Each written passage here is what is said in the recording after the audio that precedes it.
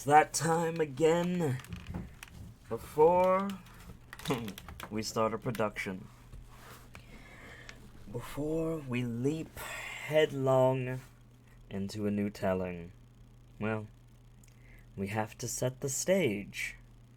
We have to, in all ways, prepare for the show. And if you're new around here and wondering what in the hell is going on, grab a chair and grab a notebook. Because we are about to get extremely technical. Here on my channel, we always focus on lore and storytelling, and most importantly, world building. And if there's a game that requires explanation, or a reason to care about a given character, or anything that needs to be explained aside from the primary plot of the game, then we attempt to do so with setting the stage. And that is precisely what I'm about to do for you guys. NieR Automata is going to take a lot of explanation, but at the same time, it is, to quote one of my associates, a minefield of spoilers. So, I'm going to try to provide context without spoiling the story. The issue with NieR Automata is a lot of it, much like Horizon Zero Dawn, is a matter of discovery. So, we do need to be careful, and there will be some questions that are unanswered, as always with this show. So that's the plan right now. What I'm doing currently is I'm stalling a bit before my co-host for this talk show, who knows more about NieR than I do, can get home. We were both counting on Tales from the Borderlands taking a little bit longer than is currently happening, so I'm basically trying to fill time with what I do know, which is decidedly less than I would like. I've studied NieR Automata because I don't play games blind on this channel. I know some things, but what I do know is that NieR Automata is a sequel and arguably a threequel of an ongoing series. So first of all, we need to talk about Yoko Taro. Taro is kind of like Kojima. If you know Hideo Kojima, he's a bit out there. He's a bit... Some people compare him to Elon Musk, which is kind of a fair comparison. He's a bit nuts. Prince Ali, yeah, you kind of hit the nail on the head. He does things that shake up convention. He looks at things with a different perspective. And not everything that he does is good, but everything he does is interesting in some way. Hideo Kojima somewhat famously once said, "But why does the player need to finish the game?"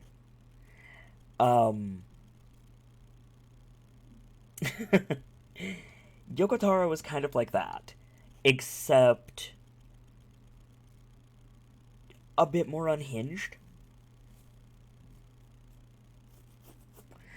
Monomu says, honestly, I shouldn't be here, haven't finished the game, so shouldn't spoil what I got left. I will not be spoiling NieR Automata with this talk show, Monomu. This is to provide context, not spoilers.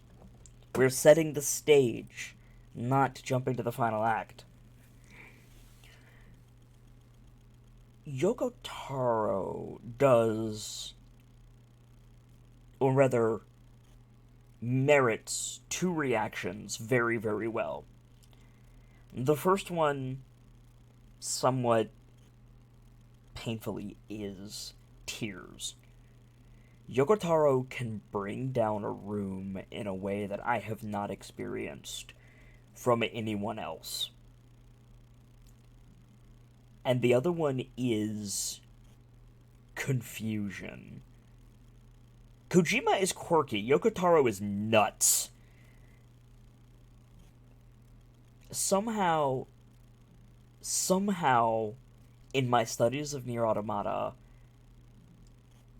with all of my genre savvy, Taro made me go,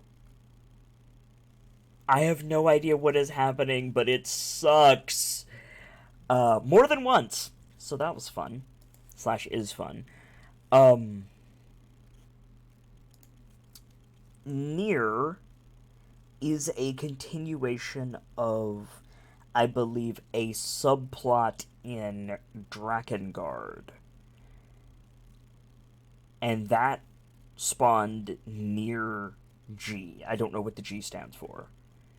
And then NieR Automata is a continuation of that, I think. NieR Automata is made by Platinum, who you guys know I have spoken fondly of in the past. I think Platinum is awesome. I think they do a lot of good work, and they need more funding to make better stuff. I love Bayonetta. I believe they do Ninja Gaiden. Ninja Theory and Platinum do Ninja Gaiden, I think. I don't know.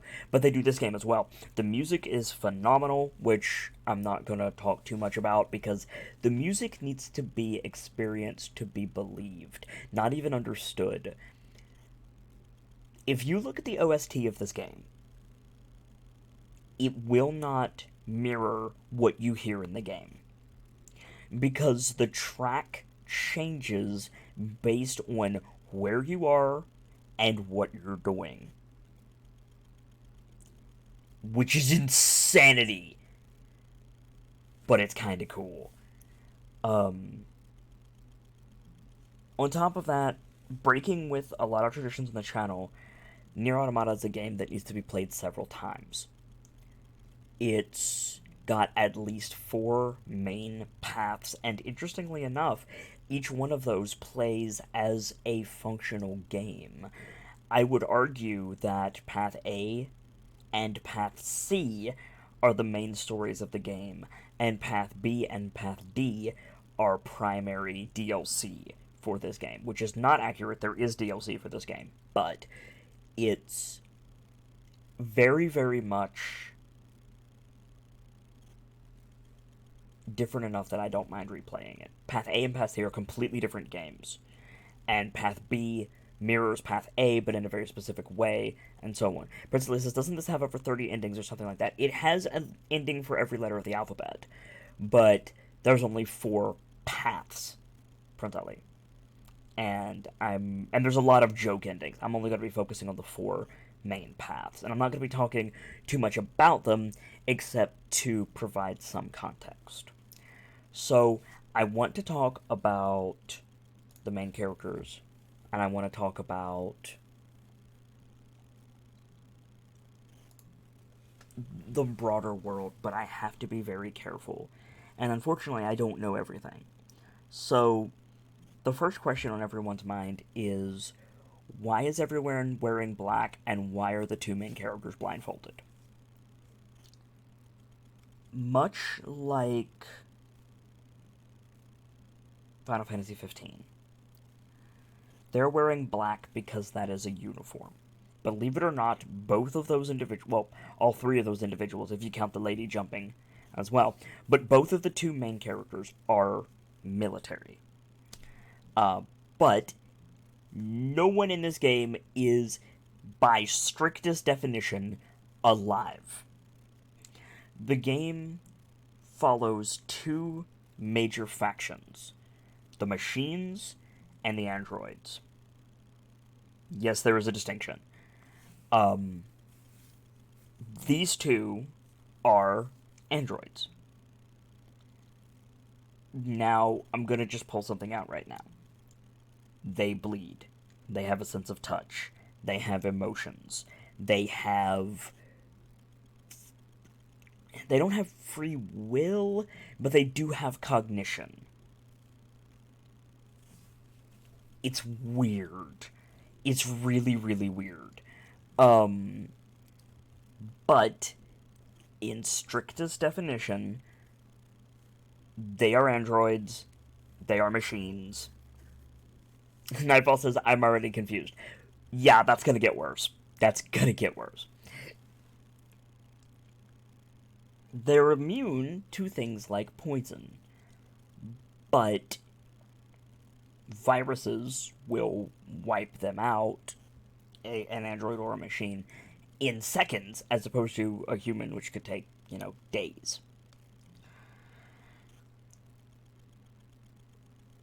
It's it's weird, but it's its own kind of consistent. But the game does a very, very good job of making you forget that no one is alive. That's kind of the point of the game. The message that you're going to be beaten over the head with repeatedly is, at what point are you alive? At what point are you a person? And on the one hand, it's easy to say, oh, the main characters are alive because they look like people and they act like people, and the enemies of the machines are not. But it's not that simple, as you will see. Prince Ali says, so basically Detroit. I'm assuming you mean Detroit become human and not the actual city. Yes, except this game came first. Yes, you're needed, Ren. I'm waiting for you in the Discord.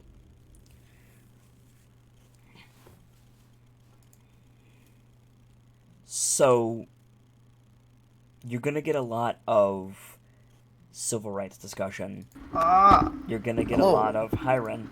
You're gonna get a Hello. lot of very, very, very human moments punctuated by does not compute. Nightfall says, let's turn the confusion dial up to 10, shall we? Rin, Welcome to NieR. would it be correct to say Yoko Taro broke that dial? Yeah. Yeah.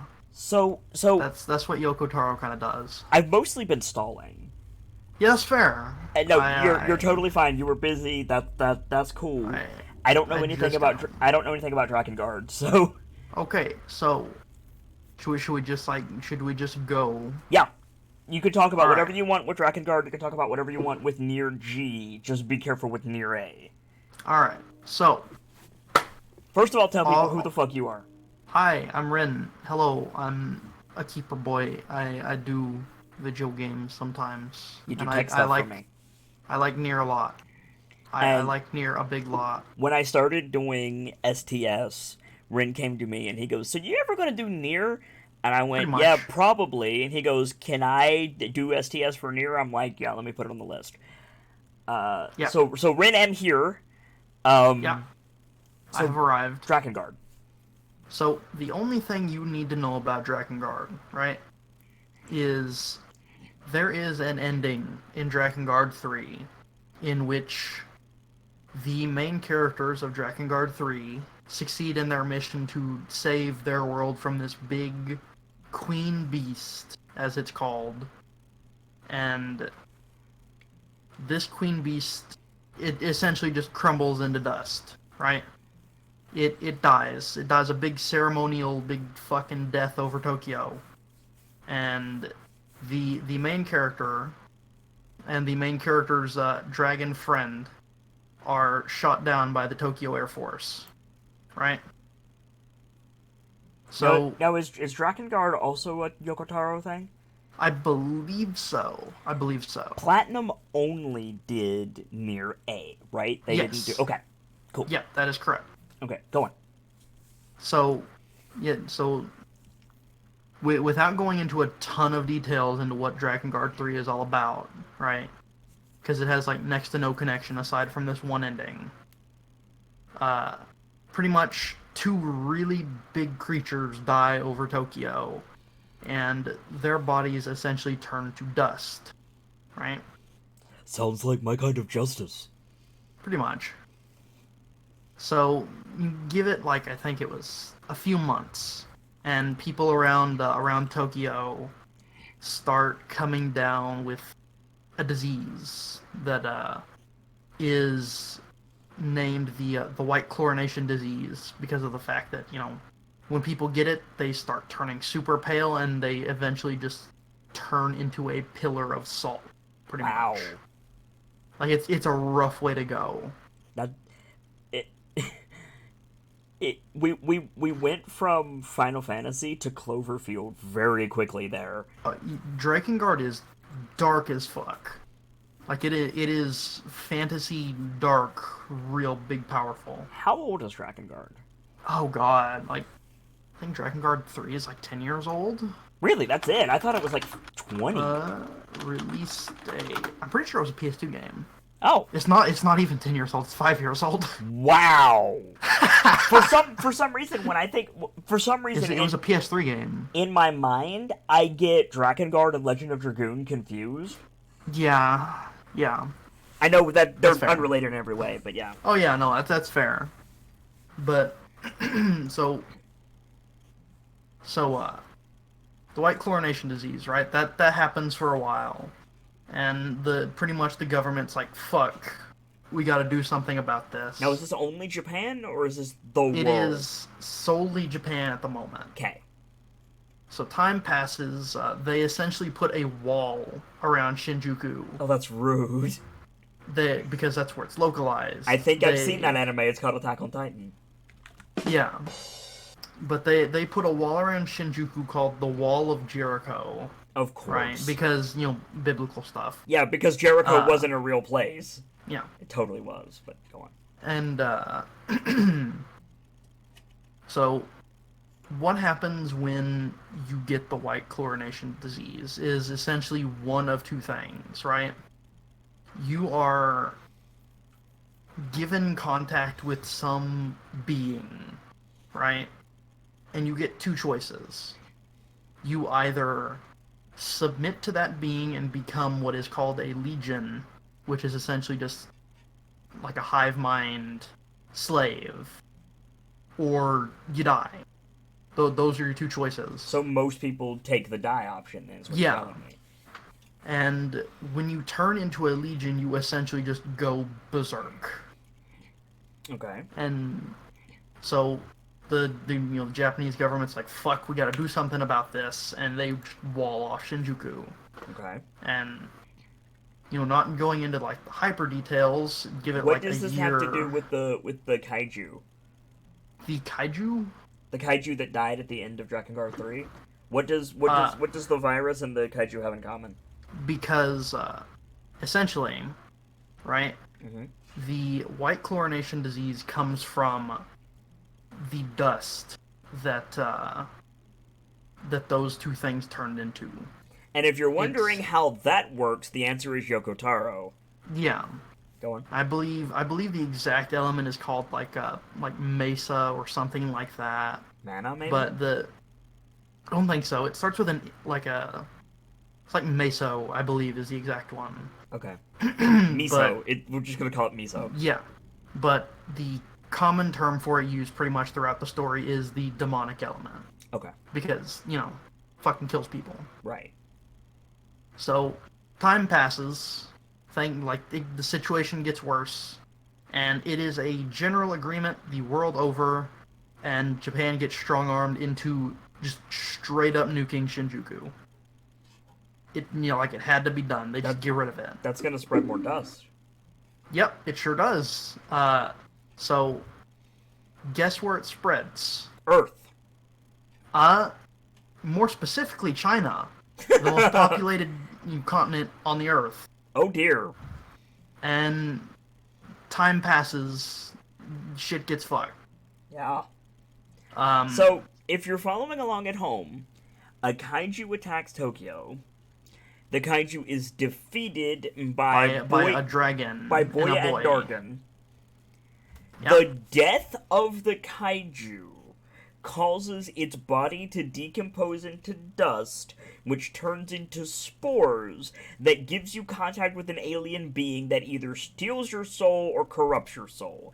Welcome Yep. to Yoko Taro. Welcome to the NieR Drakengard universe, pretty much. Yup. Go on. So, God. So, the Japanese government. You remember the dragon, right? That got shot down by the Air Force. Yup. they essentially recovered the dragon's body because it was like impaled on the top of the Tokyo Tower. And Mm-hmm. they've been studying all this time trying to figure out what the fuck is going on with this. And they make a breakthrough. They make a breakthrough and they realize that there is a way that humanity can escape, its oncoming peril from this virus.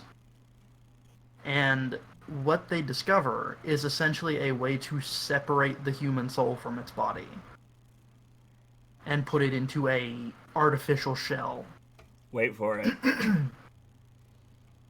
You go on. I'm telling chat to wait Oh, for it. okay. So essentially what this becomes known as is Project Gestalt. Gestalt. Yeah. Okay. And the human souls hereforth are referred to as Gestalt. Hello. Hello. Is that a Miyuki? Alright. Is What that was that, Kit? Is that a Miyuki? Yeah. Hello, Just came from Miyuki. work. Welcome to the stream. But, no, pardon. But the artificial shells become known as replicants. Replicants. So, what essentially comes to be is that they get these people to, they essentially start bringing in test subjects. Who are infected with the White Coronation, or just dudes? Just people. Just Okay. people. And they go through the process, and it works. It works. On a side note, the White Coronation Yeah. is a fucking bitchin' name. Oh yeah, it's powerful. Go on. So it works, right? Everything goes fine for a period of time. Mm-hmm. And they start noticing that the gestalts in their new replicant bodies are starting to relapse.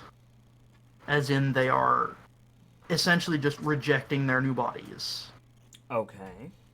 And what happens when a gestalt relapses is a thing known as the scrawl starts to appear on the replicant. Now, mind you guys, this is the ending of a previous game. Everything Ren is talking about is, you beat the game and then it shows all this shit. The only thing that Drakengard 3 shows is the dragon dying and then actual ending of Drakengard 3 stuff. This is the in-between point between the end of Drakengard 3 and the start of NieR Gestalt / Replicant. Where are you getting this information? There was... Oh my god, there's a lot. Okay, fair enough. The biggest one is...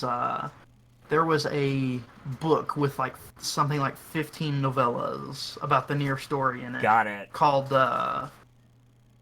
I think it was literally just called NieR Grimoire or Grimoire Weiss or something like that. Okay. And it was Japanese only, but the NieR community is so absolutely crazy that it was translated in its entirety to English. Fair enough. So the connection between Drakengard and NieR is the ending of Drakengard 3 caused the calamity of NieR. It caused the calamity, and then you use a dragon's soul to make Ghost in the Shell happen. Essentially. Go on. So Gestalt relapses and gets Scroll. Yeah. So essentially what happens is when a Gestalt relapses, their body starts to get this black scrawl that goes across their skin. I've seen that in NieR A, but go on. And when a Gestalt fully relapses, they completely separate from their body, pretty much. And turn back into a Gestalt, which is referred to as a shade, essentially.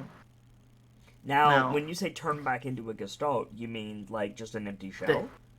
No. They essentially turn into a completely separated soul from their body. Okay. Now, what happens is something they did not expect, which is the replicants start to become sentient. They become sentient versions of the soul that has left them, essentially. Right. And after a replicant becomes sentient, the Gestalt is not able to reform. So So what you're talking about the is... scroll ones at this point. Yeah, Because they all have the same name, so it's a little bit confusing. So, yeah. to bring everybody back in, because The... trust me, this is going to get worse. Oh So, yeah, it's gonna get way so worse. if you're infected with the White Coronation, the fucking dimensional being is like, you can go berserk, or I can just turn you into salt. Humans use a dragon's soul to say, nah, nah, we got this. Pull them out of the virus body, put them in a robot body. Now that degrades over time, yes? It doesn't quite degrade over time. It's more just Random. it like yeah, pretty much. Okay, It's so just yay! shitty luck. If that works for you, awesome. You now beat the White Coronation virus. If it doesn't, then this black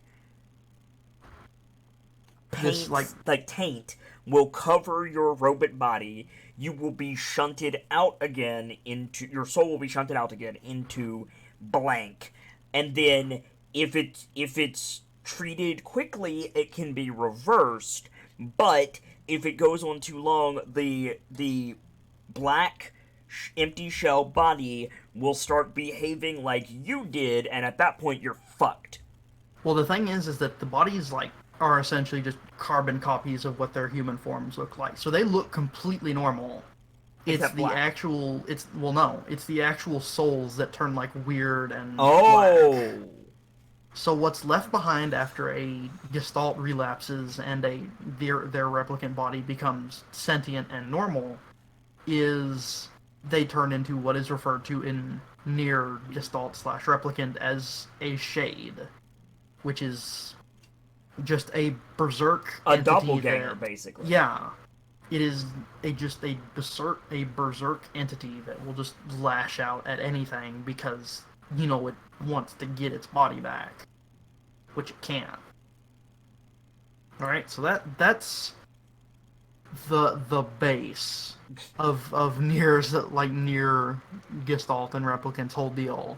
I promise you guys, it's going to get worse. I hope Oh you're yeah. taking notes.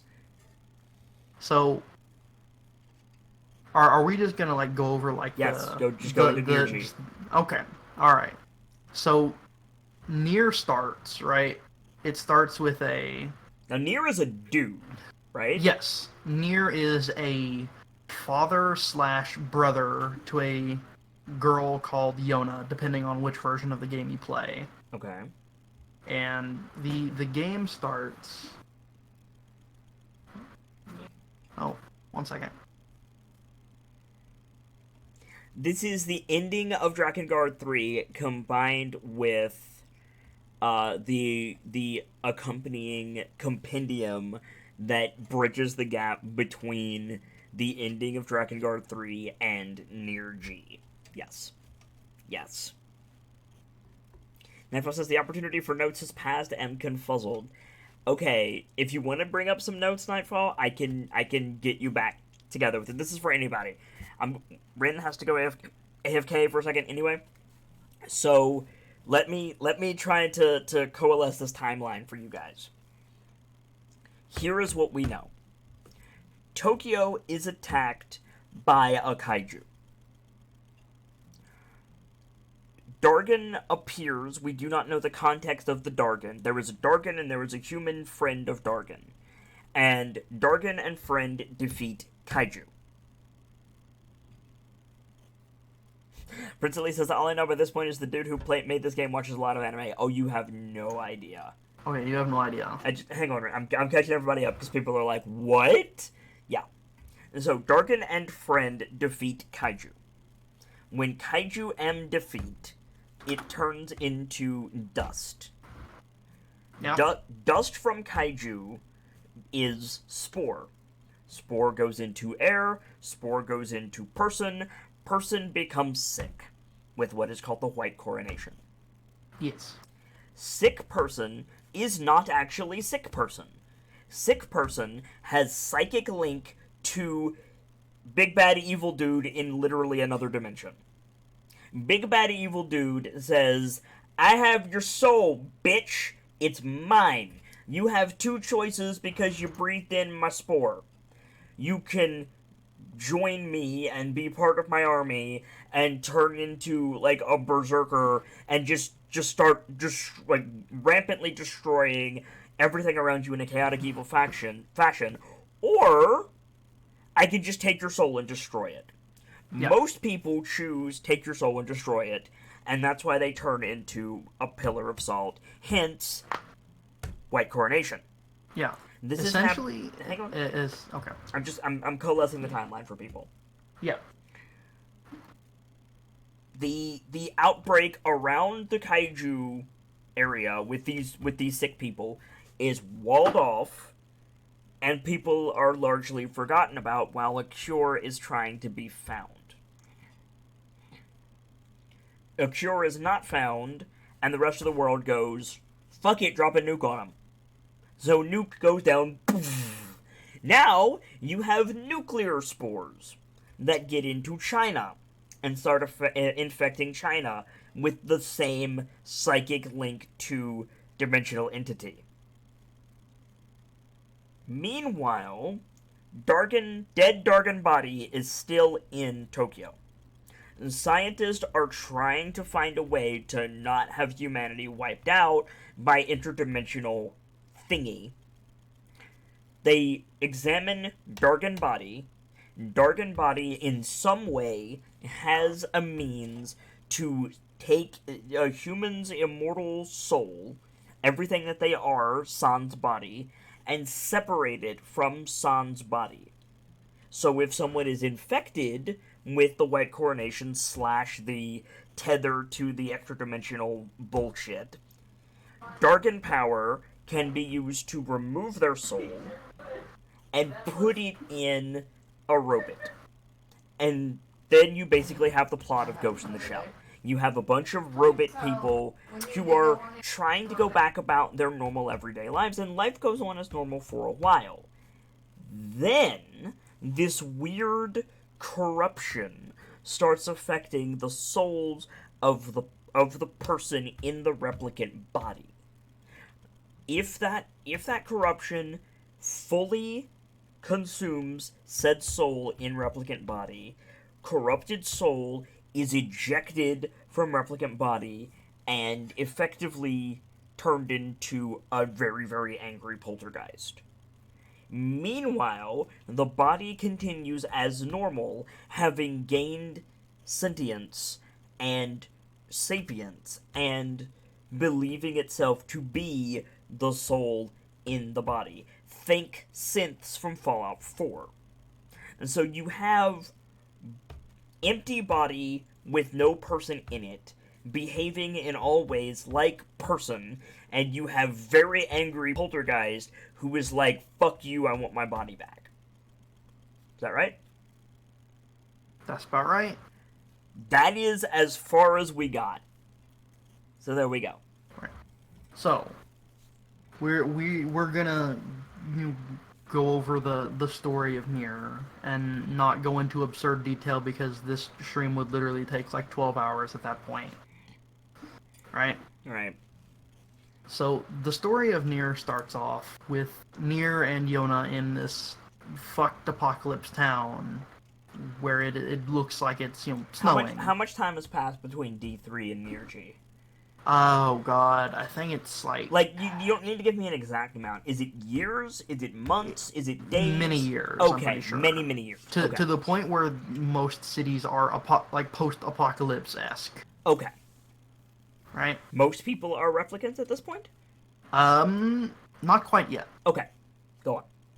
So it starts off with NieR and his daughter going through this city trying to survive. They are accompanied by a book. Well, they have a book, right? And the shades already exist. You might want to repeat that. They are accompanied by a book. Like I know what you're talking about. I know exactly what you're talking about. But just so that we're clear, yes, floating book sidekick. It's not a floating book just yet. It is just a book. It is a floating book sidekick later. Go on. Yeah. So they have they have this book which will be explained for no reason soon. Uh, but they are just trying to survive in this in like city wasteland essentially. This And is Earth. This yeah, is this is Earth Earth. Yep. post Drakengard 3 in a post-apocalyptic future with replicants. So basically Battlestar Galactica, except on Earth. So basically Stargate. Go on. Yeah. So shades already exist. Shades being, The poltergeist. gestalts that can't get back into their bodies. And NieR, our protagonist, is fighting off these shades to protect his daughter slash sister, depending on your game type. I'm just going to refer to her as daughter from Daughter. this point forward Which because one's that's the one canon? that both. Fair enough. So we'll say daughter.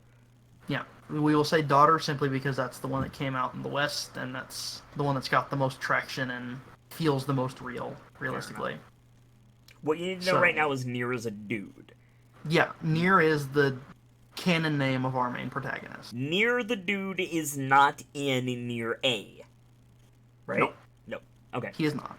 But He is he is in NieR mentioned. he is in NieR G, which Yes. is what we're talking about right now, which is the this is the NieR G is the game before NieR A, but it's a different dev house, it's a different Well, it's the same. It's the same people creating the. It's the same people creating the story and everything. It's just Platinum is the one who actually made it. made the Yeah. game part of NieR Automata. Yes. Yeah. But right now we're still talking about NieR Gestalt, to go on. So essentially, they're going through this town, and it gets to the point where they are backed into a corner, and NieR tells his daughter not to fucking touch the book, no matter what. And she touches the book. Right. Um. But when they are backed into the corner, NieR touches the book, Oh. Okay. and the book gives him access to super magic, essentially, which is another thing that was actually created using parts of the dragon. Humans created magic using the dragon. So yeah, just let that sink in for right now. We'll get back to that later. You're describing Shadowrun. To be fair, Pretty much. everything you've talked about, Could essentially be the setup to Shadowrun. well, no, it's everything you've talked about exists in something else somewhere. Yeah. It starts with Pacific Rim. It goes into Cloverfield. Then it goes to Ghost in the Shell and Stargate, and now we're back to Shadowrun. Why wouldn't you touch the book if it gives you magic? Well, I'm about to tell you that. So, NieR defeats the Shades with the assistance of this book and its magic. But unbeknownst to him, Yona, his daughter, had also touched the book, which what we see in the preview is the Black Scrawl taking root, pretty much, and we see NieR, lapsed over his daughter, crying out for help as she pretty much just succumbs to the Black Scrawl and fucking dies. But her body is still behaving like her, right? Well, no, like, when you die from the Black Scrawl, you do, quote unquote, die. Oh, okay. Because, I did mix something up from before. I actually double checked, but the Black Scroll is something that happens in replicants, not something that happens in the people that get put into the replicants. I mixed that part up. What's the difference? Essentially, right? The relapse is what happens when the soul gets shunted out of the body, Right. and the Black Scroll is a side effect of that happening. Okay. So for clarity, Because I'm NieR and what's her name? Yona are both replicants. At this point, yes, but Okay. it is, I believe, at this point they either still have their gestalts in them or it's kind of unclear. Okay. Right. Right. So, straight cut after Yona dies. Skip forward 500 years. Everything's fine. You get to see NieR and Yona. Yona is still sick, but she's alive. 500 years later. Yep. Yep. Because You get robots. you get no explanation at this point, right? Welcome to Yoko Taro. Go on. So everything is fine right now.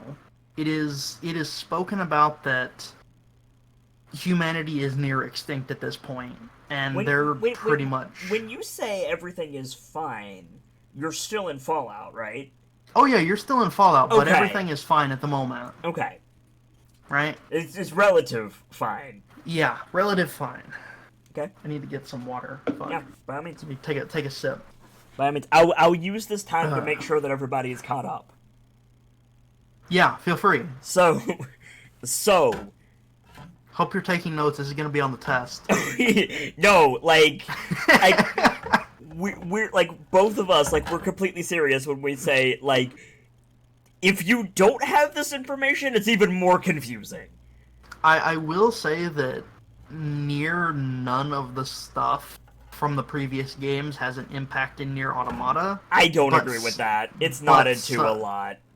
But well, yeah, it is knotted into it, right? But you can get through without it.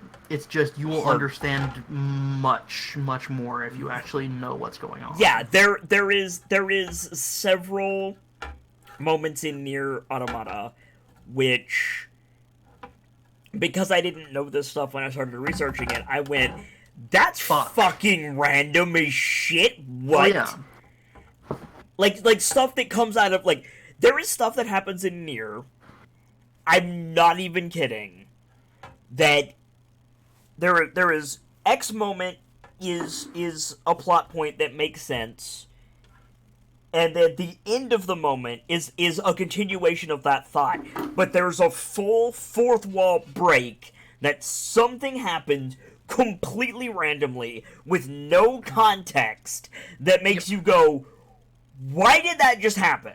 What? Why are there fish people now? Yep. But with researching this stuff, it's like, oh, it's a sequel. Yeah. Okay.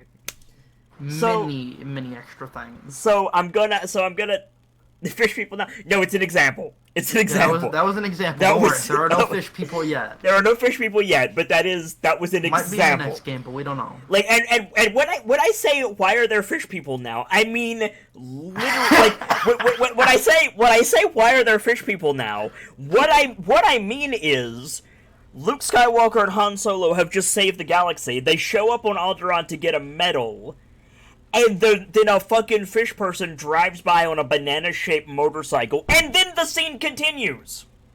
Yeah, like much. That shit. Like I appreciate Prince Ali's comments. I think I need to be drunk for this, and you're not too far off the truth because, you know, I'm pretty sure that Yoko Taro is just perpetually drunk when he's writing this story. He's on all the drugs.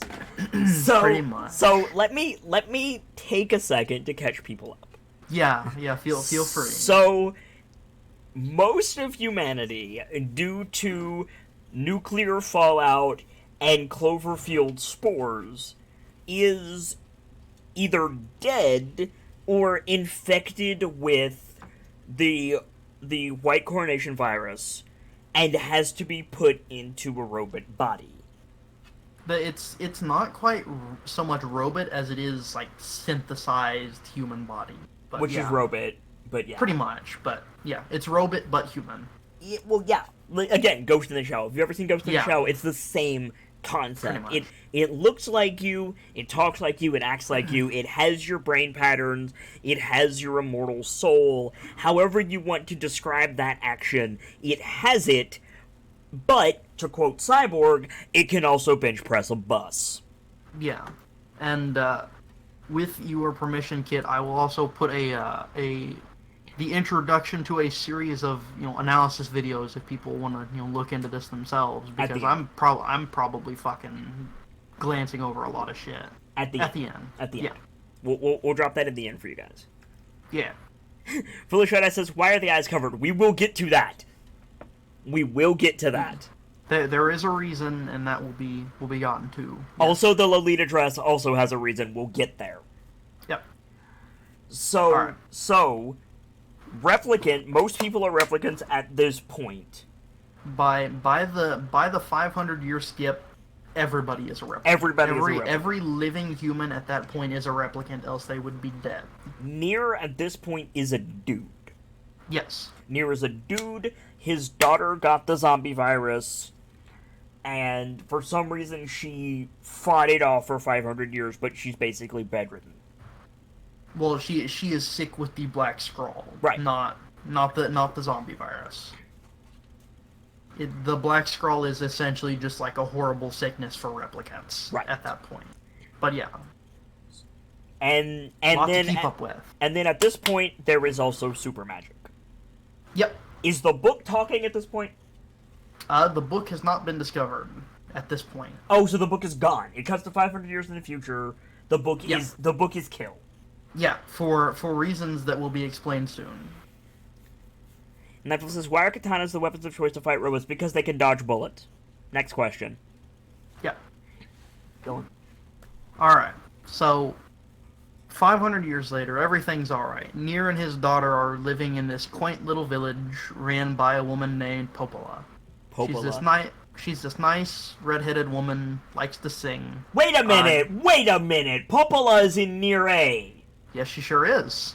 Motherfucker! I know Yep, that name! This will be explained soon. Okay, so I just got a bombshell. I know who Popola is, and she's cute. Popola and her sister Devila run the village, but Devila is mostly out and about doing some of the more heavy lifting while Popola stays in town and gives out odd jobs and things like that. I just want to just put a pin in that for just a second. Yep. And say, if you want to know what Devil and Popola look like, feel free to Google it. Actually, you know what? I'm gonna get a picture of them. Yeah, I was about to say they're really cute. They're really cute, and also, if you guys are concerned about what the internet can do with pictures, be careful Googling Devil and Popola. I'm just saying, it's one of those. Devola and Popola. And if you want a picture of them from NieR G, I will pull that up because more likely than not, the one you're gonna get is NieR A. NieR A because that's the more common one. I mean, that's fine. I'm assuming they look similar. They look pretty much the same. Yeah. Actually, now that I look at it, it's just stylistic changes for NieR Automata. Let me throw this up. So Yeah. NieR the dude shows up in this village. Well, no, he doesn't show up. He lives there. He lives there in this village, Yeah. run With his by these two, Yep. Devila and Popola, and they are Run cute. by the two redhead ladies. Go on. Right. It took me a second to realize that you were talking about that Popola, but go on. There we go. Right. So, what? Which is which? It doesn't matter. Popola is the flat-haired one, while Devila is the one with the curls. There you go. Right. So, Popola gives NieR odd jobs to pay for his daughter's sickness. Right. So he goes out and he collects resources. Kills shades. RPG. Yeah, RPG. Fetch quests. Over time, events happen such that NieR is sent out to I believe it's a temple, for some odd job, and he comes into contact with, at the end of this temple, a book. This book is sentient, can float, and is very adamant about being referred to by his full title, which is Grimoire of Ice. Grimoire of Ice. This Grimoire of Ice contains information on pretty much all of humanity's history for the past 500 years. Just gonna throw this out, and also fire magic. Yeah. That was a joke. I have no idea. So, Grimoire of Ice also gives NieR the ability to use sealed verses, which is the magic created using the Drago. Yeah. Some events transpire, and Yona learns of a thing called a lunar tear, which is a I know about those. Give me a second. flower which has a folklore behind it that it can grant any wish that the person wants, and they're also obscenely rare. So Okay, okay. You said it seemed obscenely rare. I'm not going to show that picture then. yeah, Um, so yeah, yeah, there's a picture regarding lunar tears that I now cannot show because Rin just said that. But what I can show you is this picture. These are right. lunar tears. So NieR comes back to the village, and Yona is gone. NieR goes to find Yona, and I can't quite remember where, but he finds her essentially at a place that lunar tears are said to grow. And they come back. Is it that same place in NieR A? No. Okay, it's a different place in NieR A.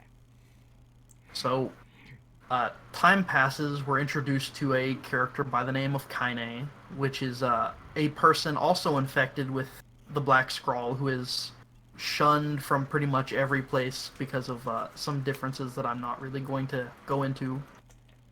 Um, NieR and Kaine fight off this big shade from this super secluded village. Prince Ali says, "Get the flower, wish for the Dimension Demon to be gone. Hashtag game over." Basically, I'm Probably. assuming. Yeah. Alright. So the story progresses for a while until oh goodness. Until Popola gives NieR, or not Popola, Yona gives NieR a letter from a pen pal. I thought Yona was gone. You haven't gotten to the part where he finds Yona. Right. Right, my bad. No I'm worries. like mixing up timelines. No, right you now. gotta find Yona yeah. before you can give him Yeah. the quest. Right. So, NieR finds Yona in the place where the lunar tears grow and brings her home. Is she cured? She's not. Okay. She finds the flower and makes her wish, and nothing happens at the moment. Do we know what her wish is, or is that one of those Her wish is to be cured. Of course. Okay. Her wish is to not be with the super Not terminal be disease. killed. After Yeah. 500 years. So, all of the other stuff happens with meeting Kaine and the big shade. Right. And the story progresses to where Yona gives NieR a letter from a pen pal where he says he needs help immediately. And NieR goes to meet this boy, all while freaking out that his daughter has a boyfriend, because of course. Because Japan. And he gets there only to discover that the person in general, the head of this manor that he has gone to, this young blind boy, blind not by illness but by choice, because when he makes direct eye contact with somebody, he petrifies them. Oh, he's a Gorgon. Nice. Yeah, he's cursed. Right? Now now is this also Dargon magic, or is this something else? This is something completely different. Okay. Do we know what that is? Not quite yet. Okay. So the boy tells NieR he didn't send that letter. Hang on. And Nightfall NieR has a question. All right, what up, Nightfall? Also, a point because I'm pedantic and an asshole. Medusa is the queen of the Gorgons. Medusa is a person. The Gorgon is the petrification gaze thing. That is not why these ones That are is not why blindfolded. they are blindfolded. We will get to the blindfolds. We're not even on NieR A yet. We are nowhere near NieR Automata yet. Don't worry. That's a whole separate train ride. Yup. Don't worry. Gotta buy a whole separate ticket for that one. All right. Again, I warned you guys that this would be A, weird, and B, extremely technical, but... It is a long, convoluted thing, and I will essentially sum up what you need to know going into NieR Automata at the end. So... Or we will. Boyfriend did not send letter. Yeah. Gorgon friend... Did not send the letter. Did not send the letter. So, NieR goes to leave, and one of the butlers stops him and is like, hey... I sent that letter because I want to find some way to, cure the Master's curse. I want him to live a nice life. So, okay, hang on. The butler sent the letter. So first of all, the butler's reading the boy's mail. Well, I mean, For yeah, he's like he doesn't take the blindfold off. okay, that's fair. Second point, or worst point, the butler thought it would be a good idea to send a letter to the bedridden girlfriend saying the master needed help on the off chance that the bedridden girlfriend knew a champion that could potentially save the Well, I master's mean, sight. NieR is like pretty decently well known around, so Oh, okay, so you neglected that's that yeah. part. He's not like there are certain places where he's not known because of seclusion and whatnot, but Right. it's like a small town pretty much. He's That kind of knowledge. he's not quite Ryu the ninja, Yeah, but he's got a reputation. He's yeah, the local gym Be- leader, basically. yeah, because he Okay, goes got it. around doing like odd jobs for everyone, and everyone knows Yona and her sickness and how hard her father works. Right? So they go. Oh Christ, they go somewhere. I completely forget where. But they go off to a place to look for some kind of cure for this boy who I completely neglected to mention his name. This boy Emil's illness, right? Yeah, you're Oh, putting the pieces together, right? is that? Uh, Oh, wait a minute! Wait a minute! Wait a minute! Wait a minute! don't put an image of him up quite yet. I'm not going to. I'm not. Is that why? Is that why Emil in Near A is the way that he is? Uh, yes and no. Okay, so we'll get to that. Uh, right. So near Kaine and Weiss. Kaine also meets Emil, I thought and you killed they Kaine. no, Near and Kaine killed the Big Shade, Got it. Okay. right? They Near Kaine and Weiss go to find something, and Emil and Kaine, they're good friends because they both are shunned for their physical differences, Is and people are scared of them. that's the third time you've skirted around Kaine's differences. Is it Yeah, the shade thing or is it something else? it's something different, something that I'm not sure if I should talk about because street How rules. do you spell her name? Kin Kaine. Fuck.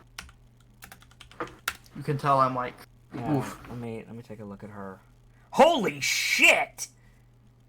Uh, She's she dresses very she, provocatively. well, that wasn't what I was holy shitting. She looks like Yeah, I was not Yeah. expecting. Yeah. I was not expecting her to look like. yeah. Um. I will also touch on that later. Okay. That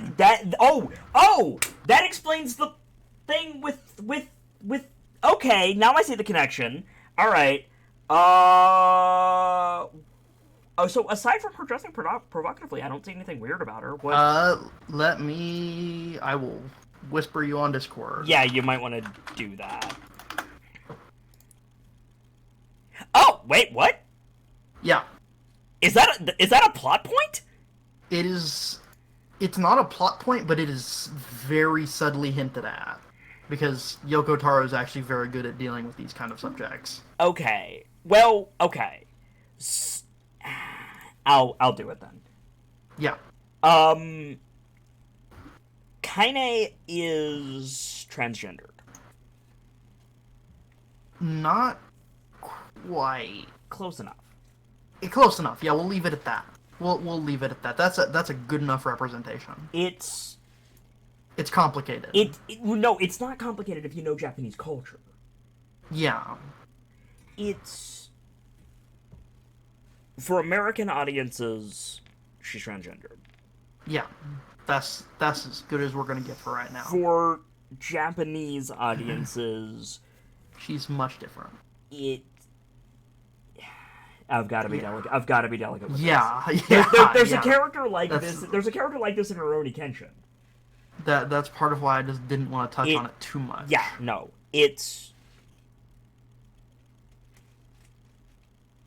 there is a different side to transgenderism in Japan that is not necessarily requiring surgery. We'll go there. Yeah. Moving on. So, essentially what happens is, if I'm remembering this correctly, NieR, Kaine, and Weiss go back to Popola's library in the village looking for some information on something. And while they're there, they are met with like an earth-rocking, like, boom. And they go out to discover that a gargantuan titan has, or, titan fucking shade has, begun like an assault on the village. Now, who are you calling Weiss? Weiss is the book. Okay. Grimoire Weiss. Why is it called Weiss? It's just his name. Fair enough. Go on. Right? So So they look for a cure for the master, or they don't look for a cure for the master, they go to the library to look for a cure for the master. and then they come back to the village. The library is in the village. Oh, okay. Yeah. I misunderstood. Yeah. Okay. Yeah. So they okay. So Gorgon, boyfriend, pen pal, is away from the village. NieR goes from his house to boyfriend's mansion. Yep. Then comes back to village after to Then look for comes a back cure to in the big village library. with Kaine. Yep. And when they get back to the village, oh shit, the Fire Nation is attacked. Yeah. Got it. So they fend off the shade. They don't kill it, they fend it off for the moment. Emil shows up and he's like, how the fuck can I help? Right? Look at it with your special eyes. NieR sends Rim Emil shot the back. fuck out of that. I'm not sorry. Go on. NieR sends Emil back to the library with Popola and Devila and be like, just fucking protect Yona. Keep my daughter safe. Okay. They are forced to retreat back to the library after, fighting with the Shade for a long time. And they fight it in the library for a hot minute. And what they are forced to do is Kaine comes up with the bright idea that they're going to lock it in the basement. What? Wait a minute. Wait a minute. Yeah. Wait a minute. How are you gonna lock a kaiju in the basement? Did I miss something? It's a big door. It's a big door. Big door to the basement. And it's also like a big snake thing, so it can fit. It's just you gotta get it in there right. Okay. Alright, Yoko Taro, everybody. Yeah. Go on. So, Kaine also has the bright idea that not only is she going to lock it in the basement, she's going to lock it in the basement and then have Emil petrify both her and the door so it can never get out. And, okay. She does this. Wait, if she does this, okay, don't worry, we're getting it. You know what I'm about to ask you. we're getting there. All right. So, before Emil is able to petrify Kaine, once they get the kaiju in the basement, and Kaine is buckled up against the door, ready to, get got, NieR goes to help her hold the door for a moment while Emil gets ready or something like that. Right. And he gets speared through the heart. Just straight. And it is revealed that the leader of the Shades that has been, they're suddenly organized? hinted, they're not quite organized, but they do have something that controls them.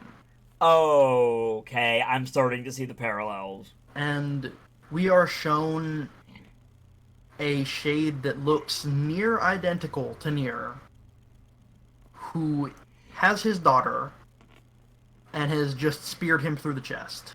Speared Emil through the chest. No, speared NieR. Oh, speared NieR through the chest. I thought you said they speared Emil. No, it's NieR. Okay.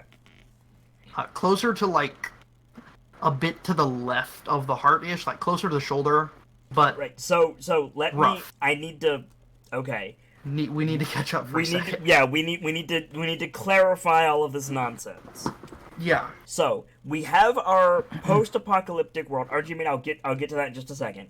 We have this post-apocalyptic world where everyone is a robot at least, and a lot of people are infected with what is effectively a bad virus. These are Yeah. human souls in robot bodies, but for all intents and purposes, at this point, they are a separate type of thing. Main character's daughter is infected with this nasty virus. Main character, who is an RPG protagonist who has been doing odd jobs for this village, goes off to find a cure. Finds a legend about said cure, and finds out that his sick daughter went to where that cure is and it didn't take. Sick daughter has boyfriend, who, through a quirk of magic, is a Gorgon. Gorgon boyfriend sends letter to sick daughter that he needs help. Sick daughter sends odd job RPG protagonist father to Gorgon boyfriend.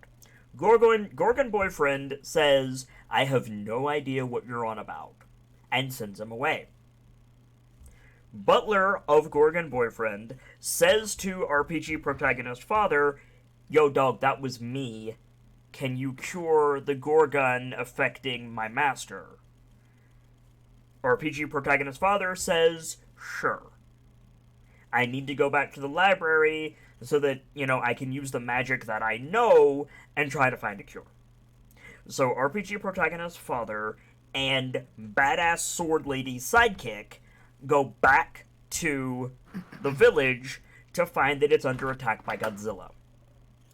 The elder of the village, the sick daughter, the Gorgon boyfriend, the sword sidekick, the talking book, and the RPG protagonist father come up with a plan to seal the kaiju in the basement of the library? Yes. In order to stop it from attacking. And in so doing, badass sword lady sidekick is going to have Gorgon boyfriend petrify her so that her statue form can hold the basement closed so that the kaiju cannot get back out, and at the very least, they have time to come up with a way to kill this thing. When this plan is starting to come to fruition, RPG protagonist father is met with his Shadow Realm version, which stabs him through the chest and stops the plan from moving forward, right? Yeah. Cool.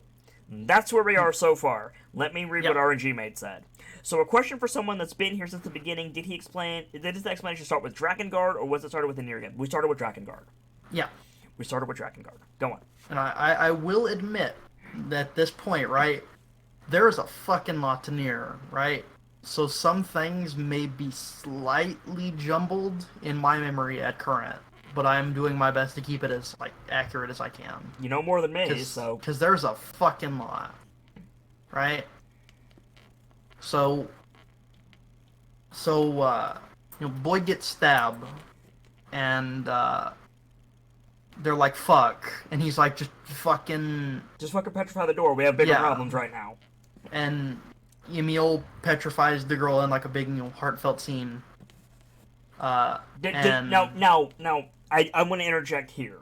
yeah, Dark Link, right? Dark Pretty version much, yeah. of RPG main character's father yeah, just lets that happen?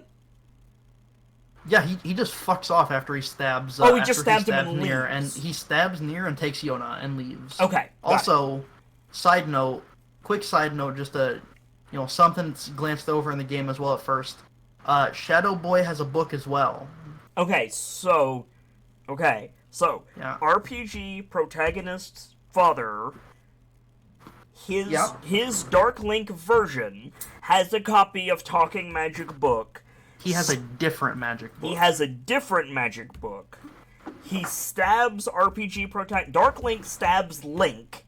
Yep, and then fucks off with his daughter. Takes basically, takes sick daughter, who is still sick, by the way. Yep. Okay, we're good. Keep All going. right. So, Dora's petrified with Kaine attached to it. Is NieR And- dead? NieR is not dead. NieR is not dead at this point. Okay. After all of this happens, We skip forward 5 more years. I thought you were gonna put 2 zeros on the end of that again. No, no, not Okay, 500 years. so, Just 5. so, Gorgon boyfriend, after witnessing RPG protagonist father get stabbed by his Dark Link version, and Dark Link, with separate magic book, takes Yeah. sick daughter of RPG protagonist and sick girlfriend of Gorgon boyfriend away, does his job because it's a Japanese game, and petrifies badass sword lady sidekick to keep the demon kaiju in the basement of the library of redheaded twins. Yep. And then we cut to 5 years. Is the kaiju still in the basement? Yes. It just So- it just went down there and was like, yeah, no, this is pretty alright. Yeah. So 5 Okay. years and one slight costume change later, Um, What? NieR is Hang better. on, you need to clarify that. All right. So in NieR Gestalt, pre Stabbo and pre 5 year skip, you have like a barefaced old man NieR, and Right. post 5 year skip, he's wearing like some kind of like leather mask over one of his eyes. Got it. So That's- Solid Snake. Yeah, essentially. Solid Snake Just from just Snake from MGS3 to MGS4. just big old leather mask Got it. over one side of his face. And NieR 5 years later has been looking for Yona for fucking ages. 5 years. Ostensibly. Yeah. And he gets a letter from Emil who says, "Hey, I think I may have found something that we can use to unpetrify Kaine and possibly find out where Yona is. You're Come the see one me." who petrified Kaine, though. All right, Yeah. go on. Because they were friends. Okay, fair enough. And he goes over there and he's like, "Fucking check this shit out." And he's essentially found like a big ass fucking laboratory underneath his mansion. Wait, he found it? Yeah, he found it. Through like notes that he found in his manor and like a variety of other things, he found out that there was a big ass laboratory hidden under his mansion. Whose is it? Don't know yet. Fair enough. Okay, so get your notes out. Cut to 5 years later. RPG protagonist father has been looking for sick replicant daughter for 5 years, has not found her, receives letter from Gorgon boyfriend that says I might have found a way to reverse the petrification and also find sick replicant daughter. By the way, the Umbrella Corporation used to own my mansion. Essentially. That's actually closer than you fucking think. Wait, what? Right? Okay. So I'm listening.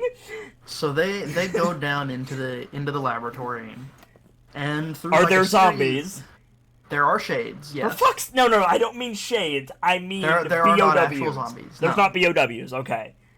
So throughout there, they find notes and various things written by like what is referred to as the National Weapons Laboratory and the scientists thereof, Because Japan. where they talk about. Oh shit! Hang on. Oh, I accidentally clicked the mute button on my headset. Go on. oh boy, where they talk about the process to create the ultimate weapon to fend off the shades and reclaim their world, Okay. right? And throughout this, they eventually find out that there were two weapons labeled number 6 and number 7. And at the end of this laboratory, they find number 6. And it is revealed that number 6 is Emil's sister, Halua. And number 7 is number 6. and number 7 is Emil. So they fend off Halua, number 6, and through some act, Emil and Halua merge together to become, quote-unquote, the ultimate weapon. And Emil is transformed into this odd The thing with the gold skeletal chains? creature. Let me take a look. I just googled NieR Gestalt number 6 and I see Emil with gold chains. Let me see. Number 6. Yeah, that. Okay. So Emil, who looked like a person before, Yes. He looked like a normal boy. Turn. Emil as a person Yeah. got turned in with the help of his sister, who he did not know existed or thought was dead. Repressed memories. Repressed memories, and gets turned into this. Believe it or not, this is relevant to NieR Automata. It is. Go on. Right? So, this happens, and because Emil becomes the ultimate weapon, he is now able to use all forms of magic. All of them. Right? So he's like, hey, fuck yeah, I can go on Petrify Kaine and we can blast that kaiju's ass. He's also quite upset because he's a fucking skeleton now and he hates his body. I mean, He hates it. and also ostensibly he killed his sister, right? Well, no, they merged together, quote Okay. unquote. Okay. They became one. So technically yes, but technically no. I mean, he also can't bang sick sister or sick girlfriend anymore. I mean, there's also that. I can shut that down real quick. Emil's gay. Then why did he have a girlfriend? He didn't. They were pen pals. You specifically said boyfriend. That's what NieR thought. Oh! NieR thought that they had something, but it's revealed more in NieR Replicant when, NieR is like teenage 18 something bishy boy. Got it. There's a conversation later on in the game where Emil says in like an offhand topic that he would not mind being NieR's bride when he gets married. Got it. Yeah. And it's very like hard stated by Yoko Taro that he is. Okay. He is okay. gay. So not yeah. boyfriend, Gorgon pen pal then. Gorgon pen pal. Gorgon pen pal, who is now giant skeleton. omnimagic robot. Skeleton boy. Yeah. Yeah.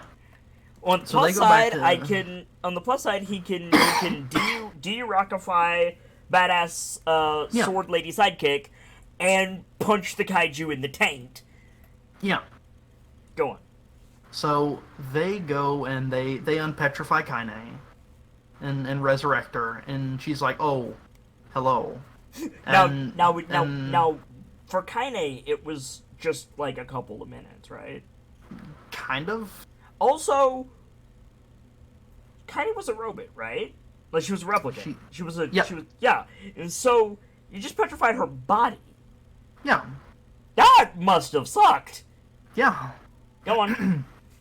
Well, I mean, they still act human, right? So they're still human, but they're synthesized human. Okay, go on. Yeah. But they go back and they unpetrify Kaine, and the kaiju is like, "Hey, fuck you, I've been down here for 5 years, let's go." And they whoop the kaiju. The kaiju fucking comes out and he's like, "You bastards, you locked me in there for 5 fucking years," and then Emil just stands up and he's like, "Oh, fuck." Yeah. Let's see. Yes, this guy. Okay, I had to make sure I was getting the right one. What you got? So, I just had to make sure I was looking at the right dude. Okay, cool. So they just straight murder the boy. The kaiju. Yeah, they straight murder this kaiju. And, I believe that, oh goodness. It's after this that they, get they get a tip from Popola, I believe, is what happens next. It's like, maybe there's something here that will lead to Dark Boy, aka the Shadow Lord. Right. And you should go check that out. And they go check it out, and they go through this place, and they find like a piece of a big cipher. Hang on. Prince Ali says, "I can't help but notice that the robots in the background look like Gorgon boyfriend." We'll get to that. We will get to that. You are correct. Good observation. We'll get there. Right? So they go and find this piece of this cipher, and they bring it back to Popa, and she's like, "Hey, there's some like old legend about this," and gives him like a little like thing with all of the different names of all of the pieces of the ciphers, and NieR goes out to collect all of them. And he goes through and goes to all the places in the world, like a little seaside town, a rule obsessed city in the desert, a mystical forest where everyone is trapped in an endless sleep and it turns into a big fucking text adventure, and a variety of other places, right? Oh, we should mention this is true in NieR G. This is true in NieR A.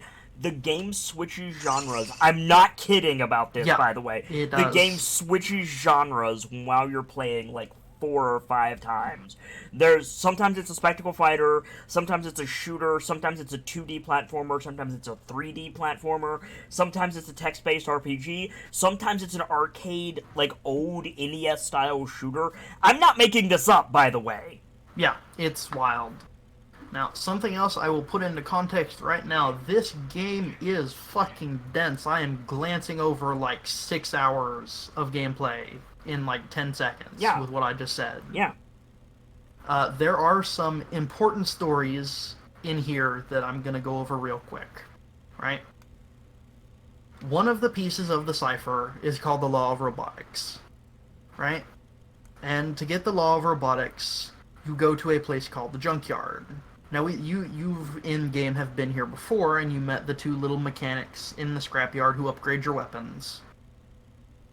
When you come back 5 years later, however, you learn that the older of the two was killed in a freak accident in the scrapyard, and the younger of the two saw a big robot, because the scrapyard is full of like old robots, like looming over the wreckage, and he's like, "Fuck those robots! I'm gonna kill them all." And you go in, and you kill the robot, and it's revealed in one of the second playthroughs of NieR that the robot and the little shade that rode around on the robot were friends, right? And the shade was completely sentient, and they were good friends, right? It is also revealed that the robot and the shade were there by complete accident, and they did not cause the wreckage to fall. What caused the wreckage to fall was the two boys just being completely uncareful. And the robot even comments on how it was such a tragedy before they leave, right? So they are completely blameless. And you go in and you You're murder gonna this get that robot a and the shade. lot in NieR. Yeah. So You're they gonna go in. you're gonna get a lot of stuff that That's really shitty, just in well general. well that, but also like Mm, oh like example there's a whole major plot point in in later paths of NieR Automata. I'm not going to go into specific details, but the entire crux of it is the player character saw the scene incorrectly. yeah, right. Go on. So, so you go and murder this robot, and it's revealed again in the second playthrough that uh, the entire fight was just them trying to defend themselves when you come in and attack them unprovoked. Right. And there's the fight where like the big robot like smashes into the roof, and in the first fight it looks like he's just trying to drop rubble on you. But the second time around, it's revealed that he was not intentionally trying to drop rubble on you. He was rocketing up to the roof to send his little shade friend to safety. Oh. And like there's a point where you get a flashback of them talking uh, about how they're gonna go explore the world someday. They're gonna go explore the outside world together, and you get the scene of because he did not succeed in getting his little shade friend to safety. There was no hole in that roof, and you get the scene of them passing away together. and Oh. the little shade passes away first, and the robot just kind of sits there. But what's important about this is there is a story from the NieR Grimoire, the little side book I talked about earlier. It's one of the little stories in there called "The Fire of Prometheus," where it is revealed that the robot did not die. The robot survived and made his way through the scrapyard and essentially assimilated with a bunch of the other robots and made his way out of the mountain using all of their combined firepower. Oh my god, is it who I think it is? Right? So Is they it made who I their think it is? probably not because I'm about to Okay. yeah. So essentially, right? They use all of their combined firepower to blast out of the top of this mountain, which to anyone looking out looks like a volcano erupting. And while they rocket out to space using all of their firepower, they're singing a song about the little shade and the one memory they have of him as a collective, about how they should explore the world together and how they're going to explore the greater wide world for the both of them. And this is important for something later in NieR Automata, which is Yes. why I bring it up. Okay. Right? But Uh, NieR the dude is in the junkyard to get the first law of robotics, which is one of the pieces to a cipher that you need to find the Darklink Shadow and your Lord. Yeah. daughter. Right? Bringing it all back. Yeah.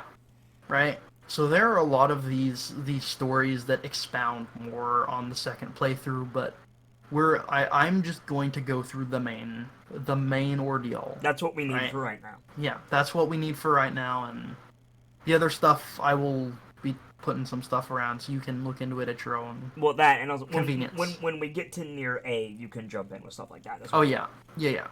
We've got a ways Right. to go yet, so Oh yeah, yeah. So they go and they get all the pieces of these ciphers, doing all of these quests and things like that, and they head to this place. Let me see if I can actually. Let me see. Um, where is it? I'm trying to find what the name of this last dungeon is called. Christ. But essentially, they go to this place and they use the cipher to get into it, and it's this really picturesque facility, essentially. And they go through, and near the entrance, they are stopped by Devila and Popola, who essentially say you should really stop what you're doing. Like, you need to stop. And when confronted, they're like, yeah, no, we're on this guy's side. There's a good reason. And when they ask why, like when they're asked why, they're just like, well, if you're not gonna stop, then you might as well find out for yourself. And then they just fucking leave. Right? okay. So you go through this place and you start finding notes about Project Gestalt and the creation of Gestalts and replicants and the relapse and the Black Scrawl. And everything we just talked about. Yeah, and everything slowly starts coming together. And what you learn through these notes throughout the way is that humanity as a whole has been dead and gone for a long time. And everyone surviving at this point is a replicant, which is just an empty shell of what used to be. So you get near the end, But you and now is this Ren? I need you to follow this thread for a second. yeah, I need you to yeah, follow what I'm about to say. yeah, Is this before or after the lunar colony? way before, Okay. right? So there's a lunar colony in NieR A, and I wondered if that Yeah, had been a thing yet. So we'll get there. yeah. Well, kind of, sort of, I right? I I will say I before just for the sake of clarity. I know about the lunar colony. Yeah, Just Yep. okay, cool. I We're know. good. Let's Yeah. go. Yeah. That's all that needs to be said about that. Yep, yep. Right. So you get near the end, and Devil and Pope are get there and they're like, all right, you found out what you wanted to know. You need to stop. We're going to stop you. Okay, And you so fight them. Yeah. I'm missing. I think we're all missing some threads here. Yeah. You didn't find what you wanted to know. You're looking for your daughter. Oh yeah. Well, they essentially say you found your truth. You should go. Truth We're in not letting you what? go any further. About what the fuck is happening with everything. Oh, so With what? So what we started this, what we started this sequencing with, we did. The player doesn't know at the beginning of NieR G. yeah, Got the it. player does not know. Okay. What I talked about at the start is like the actual implications, but that Okay. is not something you know until this final dungeon. But this is irrelevant to finding Yeah. our daughter. Yeah. Okay. And they are essentially telling you you're going to stop and we're going to stop you. Okay. And you fight them. And you end up I believe you end up killing Devil the first. And Popola just absolutely loses her shit. Right? And you finish off both of them and you go forward and you find the Shadow Lord and you find your daughter, right? And and you fight the Shadow Lord and like if we're talking about ending A, right? Mm-hmm. You kill him. You subdue him and you get your daughter and your daughter gets up and what you slowly start to learn is that NieR and the Shadow Lord both have the same goal. What you start to learn is that the NieR from the start of the game is the Shadow Lord. Right. That is his gestalt. And what Shadow Lord wants is to get his daughter back, and the only way to get his daughter back is to put her into a replicant, Right. which is replicant NieR's daughter. And at the end of the game, like the Yona possessed by the Gestalt Yona is Right. like, Dad, literally, no, stop! I don't want this. I don't want to take someone else's body. And then she literally just force ejects herself and dies, which leads. But replicant Yona is fine. Yeah, replicant Yona is fine. Got it. Gestalt Yona has fucked off and killed herself because she doesn't want this. Okay. And Shadow Lord, expectedly is very angry about this. And then you actually end up, straight killing him. Right. Yeah. And then you revive Yona and kind of leaves because she has other things. She has quote unquote other things to do. Okay. And you reunite with Yona, and that's the end of ending A, pretty much. Right? Now, what's the ending that bleeds over into NieR A? The ending that bleeds over to NieR A is ending E. Here we go. Right? So I'm going to go over this stuff in. Let's coalesce the timeline Passing. first. Yeah. Let's Go coalesce the ahead. timeline first. So, jumping back, 5 years pass after the whole kerfuffle in the basement.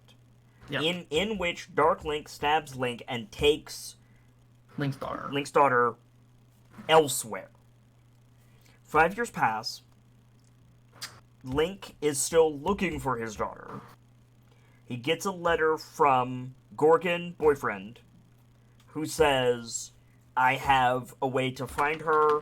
I have a way to save badass sword chick sidekick. And also the Umbrella Corporation is under my house. Yeah. So you go there, you find the Umbrella Corporation. You find, if anything, it's less the Umbrella Corporation and more the Integra Foundation. Because Dracula is basically under his floor. But Yeah. Emil, what's his name? Emil.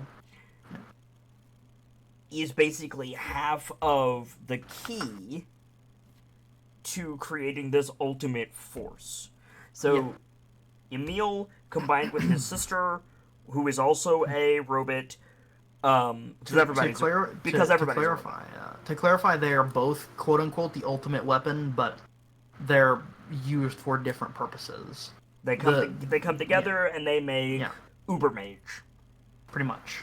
Uber Mage fucking revives badass sword sidekick lady.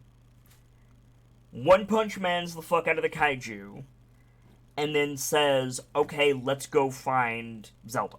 Basically, Yeah, in the library they find that they need a cipher to possibly find the location of this dude of Dark Link. yeah, yep, So they go around the world to find this cipher. That's a big like RPG quest thing that they then do. yep, They put the cipher together, and that leads them to. It's like the Millennium Puzzle. It leads them to the final dungeon. So at this point, we have Link, Uber Mage Emil, badass sidekick lady is kind of there. yeah. Ren What was that? is kind of at the final confrontation. Yes. Okay, she assists. Okay, so we have Link, Uber Mage, badass sidekick sword lady, and talking book go out to the final dungeon, and they're met by the red-headed twins that rule the village. And they say, "Stop this." And Link slash RPG protagonist father says no.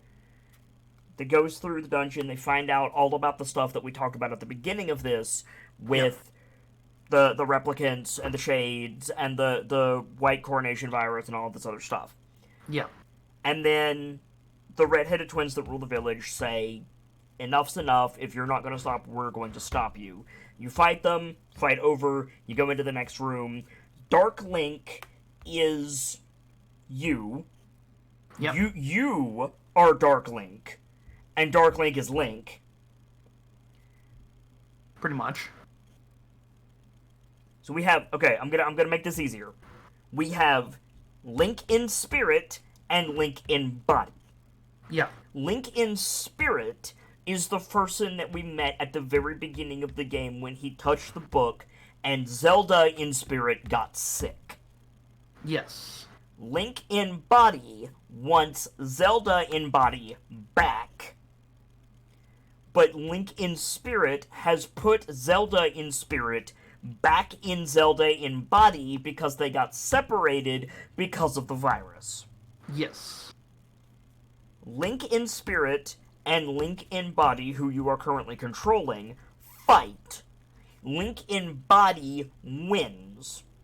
Zelda in spirit, who is in Zelda in body, says, "I don't want to do this, I'm still me." And she's like, there's another voice in here, I don't want There's this. another voice in here, I don't want this. We've already learned at this point that the spirits retain themselves, as do the bodies. So there's basically, in some cases, there is body and spirit of the same person. All over the place. Zelda in spirit says enough is enough, ejects out of Zelda in body. Link in spirit goes apeshit. Link in body, who we are now controlling, has to destroy Link in spirit, who we started the game with.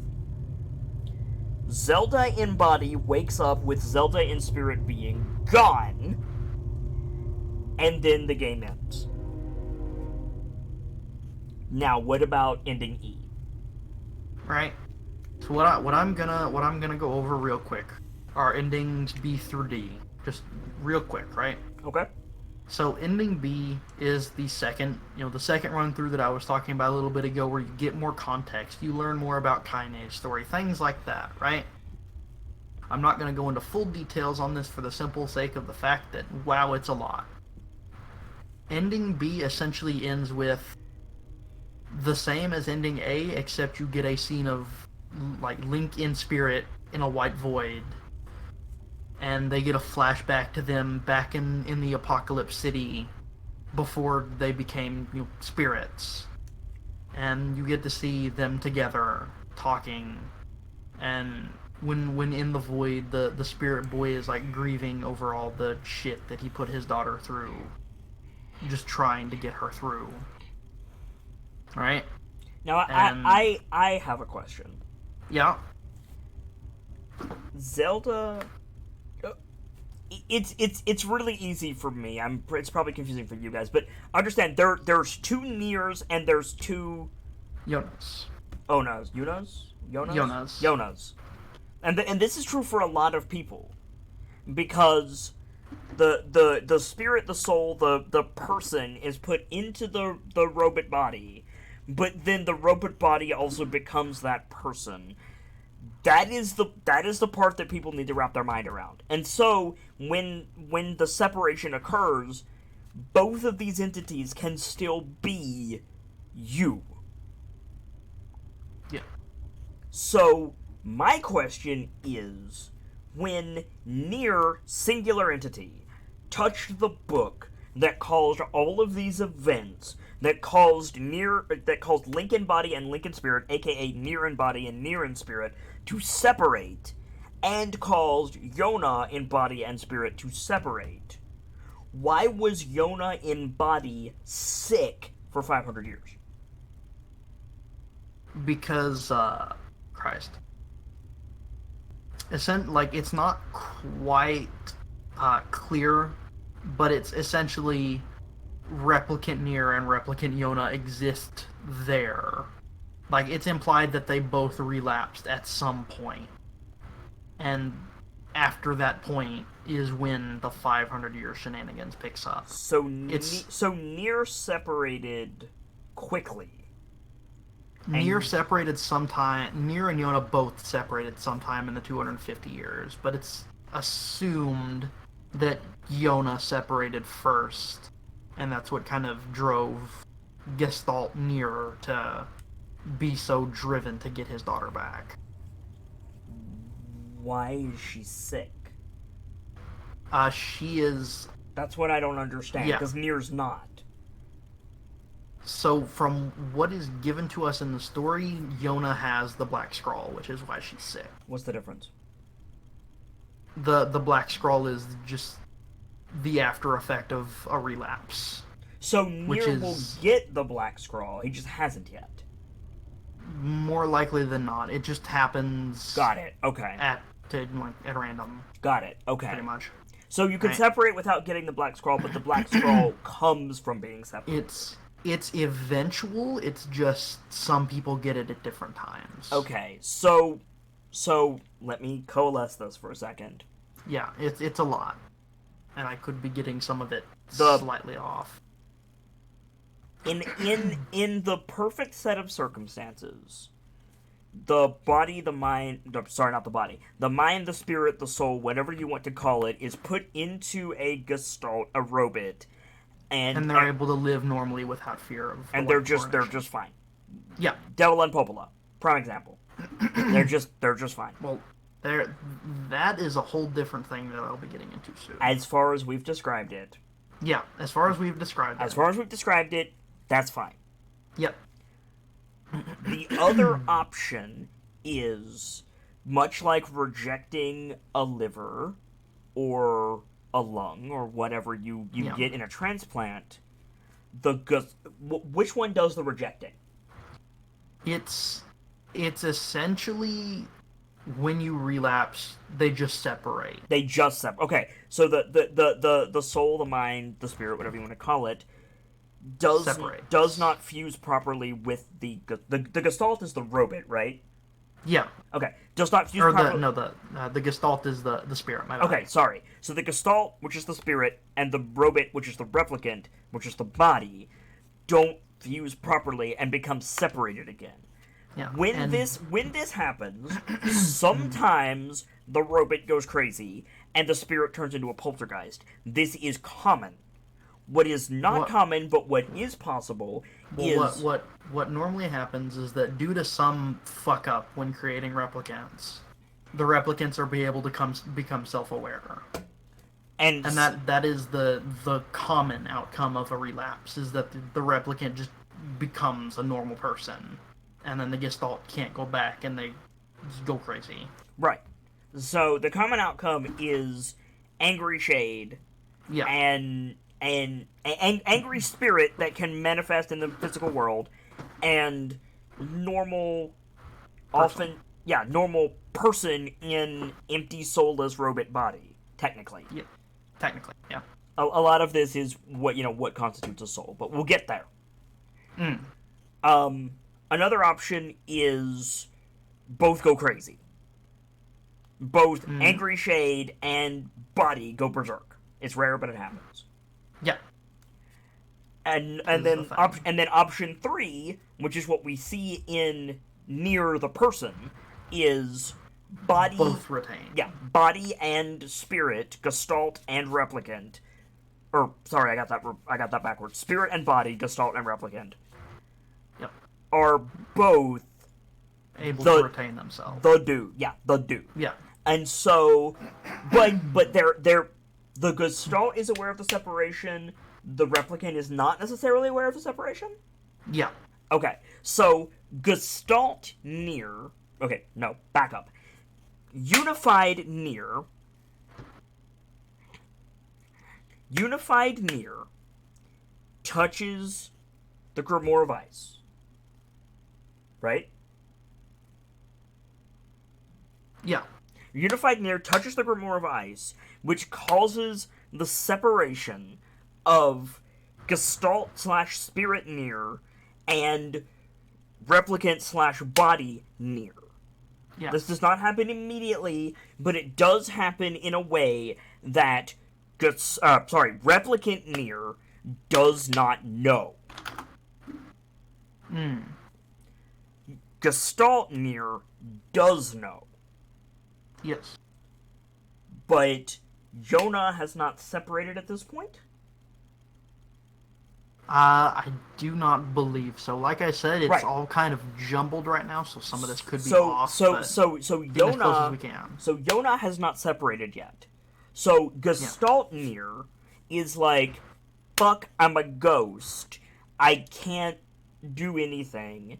It's gonna happen to Yona too. I need to be there so that Shade Yona is not destroyed by whatever the fuck.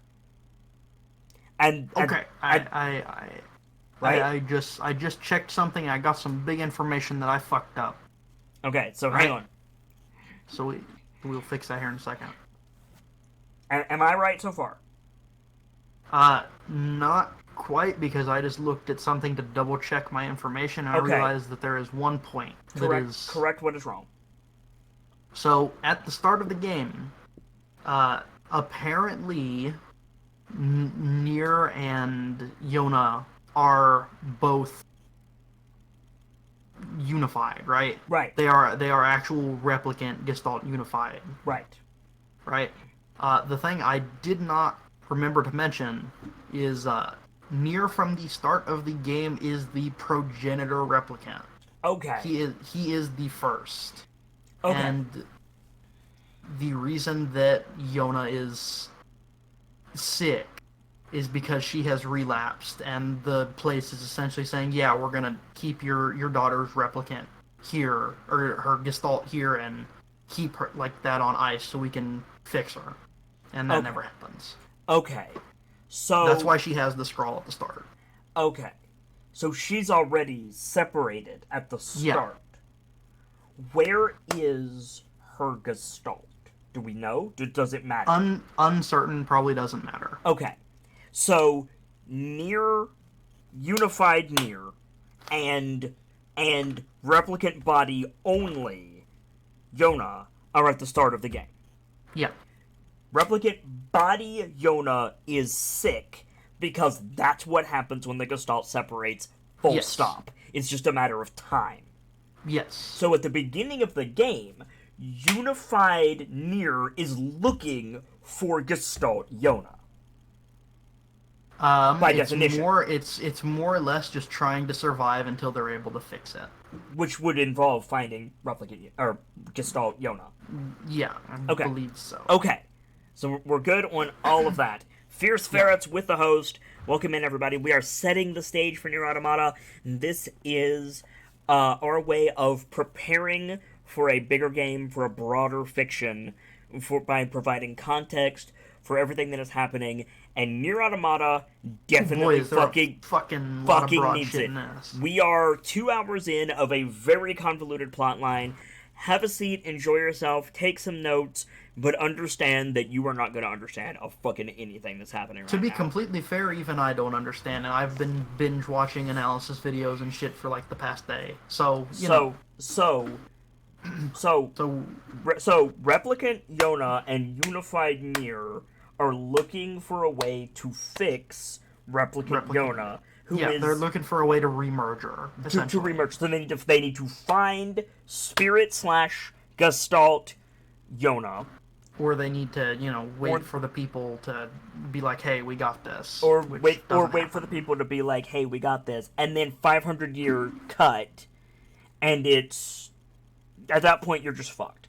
At that Yeah, point, it's care for replicant Yona as as best replicant NieR. as replicant NieR. NieR is not aware that Gestalt NieR has separated, Yeah, but but replicant NieR will get sick at some point. We just don't. We and he do not know when. But he's got to care for replicant Yona as best he can. Meanwhile, Gestalt NieR continues looking for Gestalt Yona and essentially finds her. yeah, And somewhere along the way, he finds her. So the two sentient shades are reunited. And then, somewhere down that line, Gestalt NieR, Spirit NieR, says Yona will be better off back in her body. yeah, And then he kidnaps, because it's effectively a different person, yeah. Replicant Yona, and takes her away. Now, why do Devil and Popola side with him?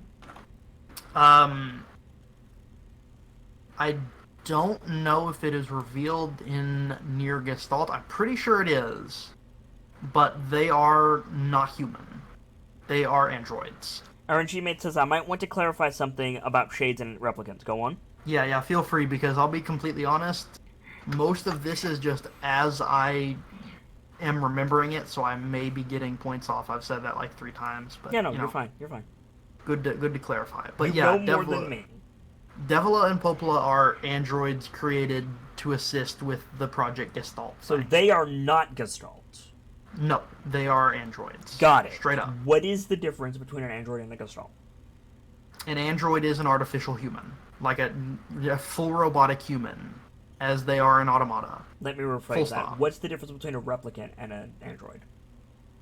A replicant is a synthetic human meant to be a real thing, which is, for all intents and purposes, a real thing, but it's meant to have an actual soul put into it. So it's a lab-grown human that serves as a vessel versus a robot. Yes. Got it. Okay. Yeah. So Devila and Popola are a different thing entirely. Yeah. They were created to assist with Project Gestalt. Got it. Okay.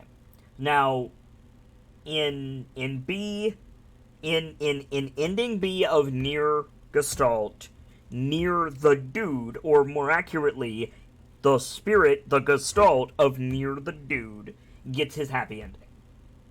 Not quite. Not He's still he's grieving essentially. Okay. Uh, Ending B is we get to see a little bit more of what happens to NieR Gestalt after he is banished. We get to see some flashbacks of them in the city, and some other stuff happens. Okay. Ending C is a continuation of A and B in which Kaine begins to relapse as she leaves. And So at this point, Shade, Gestalt Kaine, and Replicant Kaine have separated. Yes. Okay. Right? So she begins to relapse, and she starts going wild and Relapse attacking. relapse only affects the replicant, just so we're clear, right? Yeah. Okay. I believe it is because she is possessed by a shade, which is why she is starting to relapse. Because she has a shade in her, which is why she's able to use like magic and things like that. RNG Mate says replicants are flesh printed copies of people from the apocalypse, right? Yes. Shade slash Gestalt are the souls of the people. All Gestalts are automatically separated. What? Yes. All Gestalts are automatically separated? What? Relapse is caused by data corruption when shades become unstable, causing the replicant bodies after that point to not be able to produce as the info on the genetic material is corrupted. Okay. That actually makes a bit more sense. That Explain it that to me? is so gestalts are automatically separated, right? They start off as souls separated from bodies, and they are meant to be put into replicants. With Dargon magic. It, yeah, Okay. yeah. That's I appreciate this because it's helping me clear up some stuff, right? A relapse is when the gestalt's data, because they're essentially made up of genetic data, Right. gets fucked, and By. then just some form of corruption. Okay. And they are from that point forward not like more bodies are not able to be produced, and they start to slowly deteriorate So and get they fucked. can. So they can rep. So that. Okay. I. This is Yeah. something that we completely did not touch on, and I'm seeing that we should have. There is not NieR in body. There are hundreds of NieR in body Well, no, there's only the one. at a It's time. just yeah, at a time.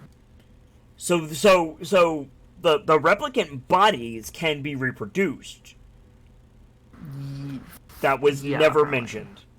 Yeah, I did not know that. That is my bad. Like I said, it's Okay. all a little jumbled because it's been a lot of information. Gestalt are stored to preserve humanity. Yeah, Okay. there's a lot of fucking information. Like I said, it's real rough to keep up So with. so so okay. So Yeah. So so that makes a the shade whole is a gestalt that is roaming, basically, as yeah, opposed to being stored and recreated. See, yeah. That okay, makes that makes a stuff lot make more more sense. sense. So Yeah. yeah, so Yeah. there's a ton of bodies. Yeah. There are in technicality a ton of bodies, but after like the After gestalt data after gets yeah fucked, they can't be produced after the data anymore. corruption, after the relapse, Yeah. then the body is mortal, Yeah. So and the shade can't go into any yeah. other bodies for whatever Yeah. reason. Okay, So so this makes this make a little bit that more that sense makes a when lot Kaine more starts sense to now. Yeah, relapse. so Yeah. Kaine starts to relapse. Her And she shade goes separates. or her yeah.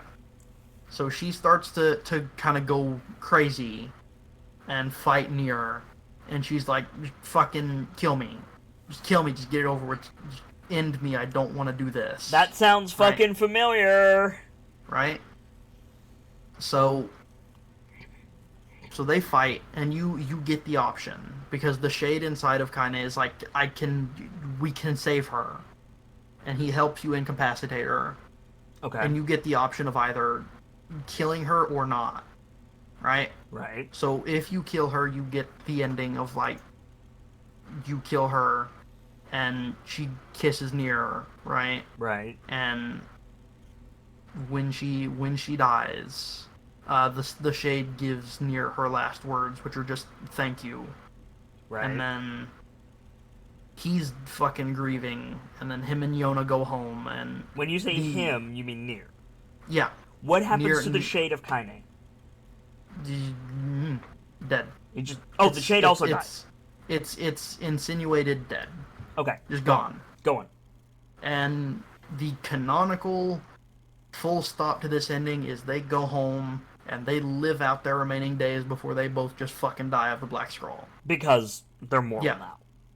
Well, yeah, because they are it's the Yona has already relapsed, and it's insinuated that NieR relapses sometime down the road. Right. But ending B is if you choose to save Kaine, right? Right. And your choice is punctuated with everything that you have now will be lost if you choose to do this. Everything. So if you do this, it completely wipes your game. Just straight up. Save data and everything is gone. Okay. And everyone in the universe canonically forgets that NieR exists. Okay. And after this, after the disappearance, Kaine comes back to, and Yona approaches her and she thanks her for saving her because she doesn't, know that her father exists anymore. And Does she know about the that's Shade? what do you mean? The Shadow Lord, or whatever they called him. No, because it is canonical that the Shadow Lord was wiped as well because he is NieR. So. So So, hang on. So Yona just comes to in this abandoned laboratory and is like, well, hi, friend. Interesting. Okay. yeah, So RNG made. So hang on. So Prince Ali says, now I have a weird question. So let's say that a body just dies of natural causes. How is the soul transferred to a new body? Um, it's basically already in the primed stages. yeah, It just like it just makes the new body. Like it's yeah. already ready to do that. Hmm. RNG Mate says when a Gestalt is merged with a replicant, the body essentially becomes a true human as the soul is put in the body, allowing a new copy to be made. Yep. However, when the replicants developed their own consciousness, they didn't want to be body snatched, so the Gestalts couldn't be updated to maintain stability. Got it. Yep. That's the way. All Okay. right. So, ending E, which is the canonical ending, right? It is a continuation of ending D. It's essentially Kaine goes to the forest and encounters like a collection, like a version of NieR made by the collection of his memory from visiting that area, right? Mm-hmm. So the consequences of ending E are such, right? Because NieR was the progenitor replicant, when his gestalt is pretty much nuked, I believe it just flips the kill switch on the project, and all of the gestalts are wiped, pretty much. So when his gestalt dies, the project is a failure, which essentially means that humanity will go extinct. Period. With one exception being the lunar colony, which I will talk about in a minute. Yeah. Right? So. Yeah.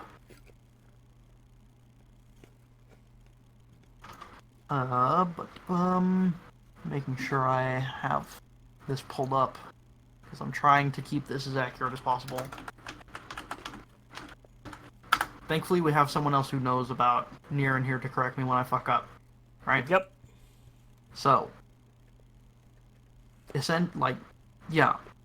essentially like when Gestalt NieR dies, Project Gestalt fails, and humanity is just set to go extinct after that.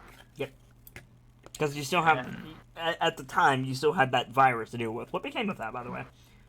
it still exists. Okay. It's just nobody can be affected by it because that's what the Gestalts that's what the replicants and the Gestalts were made to combat. Right. Right. So that ending is what branches into Automata. Okay. That's our starting point for Automata, quote unquote. Real quick, I want to talk about the lunar colony. Yeah. So, while all of this was happening, pay attention, class. While all of this was happening, this was Plan A.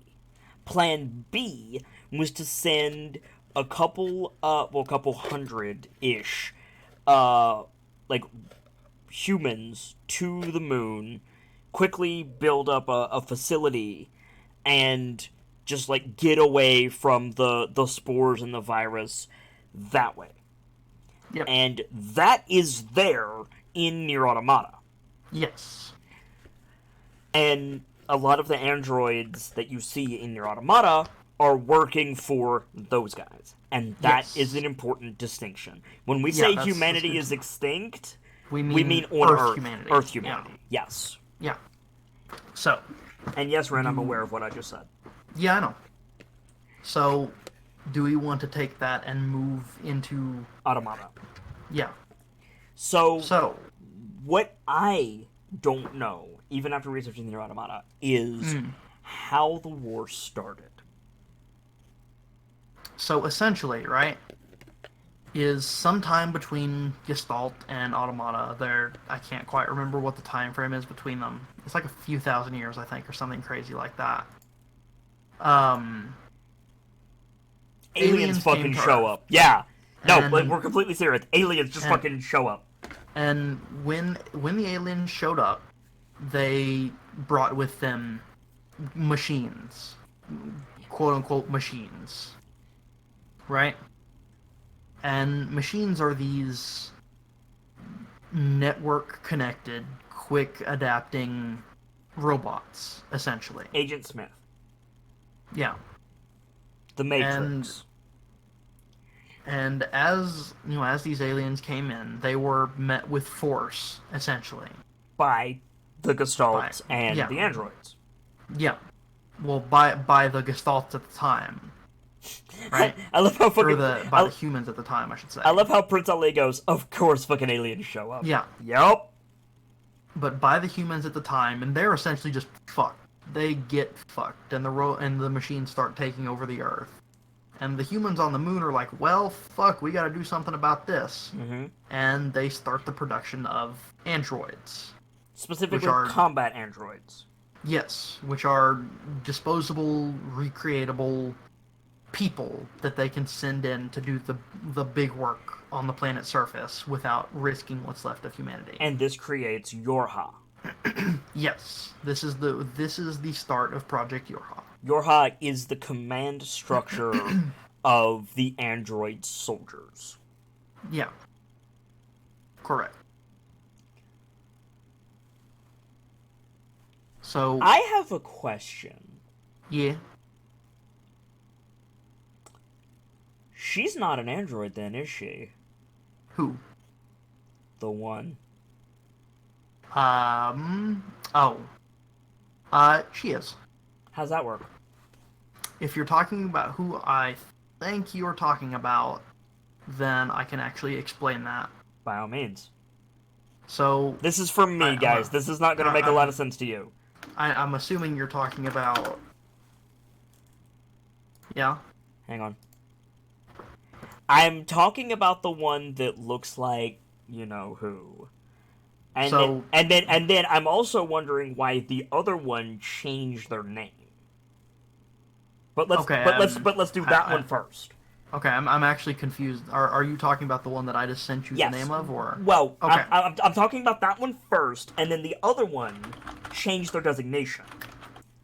But I want to know about that one first. Yeah. Yes. Okay. So there is a stage play for NieR Automata. Right? Now, We're being this completely actually serious. there's a stage play and there's a second stage play. I don't know if that one's come out yet, but with what I have right now, there is a stage play for NieR Automata, which explains a bunch of things. Right? Because Yoko Taro. The first one that I've seen come up many times is why are they wearing blindfolds, and this is explained in the stage play. And I right? will explain that very, very, very soon. Right? But the thing that Kit is curious about, and are you okay if I say the name, right? Because it's not a spoiler. There is a character in NieR Automata that looks like Kaine. Yeah.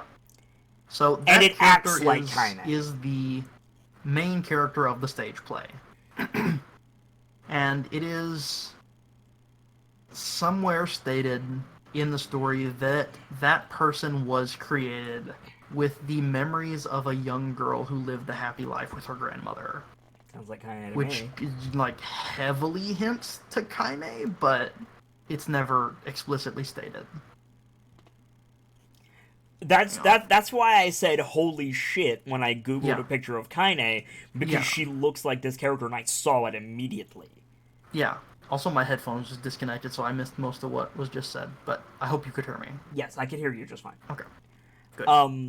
So I will cover that in the actual game. Yeah. Right. We're not going to worry about So, that right now. We will cover the blindfolds thing. right? Why do the Yorha androids wear blindfolds? So the thing about those is that they are actually visors. Yep. They are super high tech visors, which have like a heads up display and a bunch of like very combat useful information in them. Right? Think Google Glass on crack. Yeah. So that's how like when you're in game and you're getting like calls and things like that, you're able to see like live feeds of the people and Yep. things like that. So they're Hang on. combat visors. Hang on. What's up, Nightfall? Star Star Trek Trek visors. visors. Yes! Yes! Why wouldn't you at least tell us they weren't blindfolds? I mean, It's not explicitly stated. you know, It's like never explicitly stated. it could Also, like the eyes it are a big deal in NieR. yeah, the eyes are a big deal because there's also like the Well, whole deal it with goes like back to Japanese myth, right? Like yeah, and there's the also go ahead. there's also like the whole deal like within Yorha emotions are prohibited, things like that. Because they're Like robots. that's a whole thing that's repeated a lot. So it's like people have like speculated that it's also like an aesthetic choice, so you can't see their facial expressions and things like that. But Mm-hmm. the main thing is that they're combat visors. So this actually bleeds into a major important point, which Mm. is the theme of NieR Gestalt and NieR Automata is when are you a person? When are you alive? When are you a soul? Mm. And I will say this, it's a dramatic point whenever someone in NieR Automata takes their blindfold off, they're going to do something extremely human. Yeah. Every single time. Yep. You only see their eyes in emotional moments. Pretty much.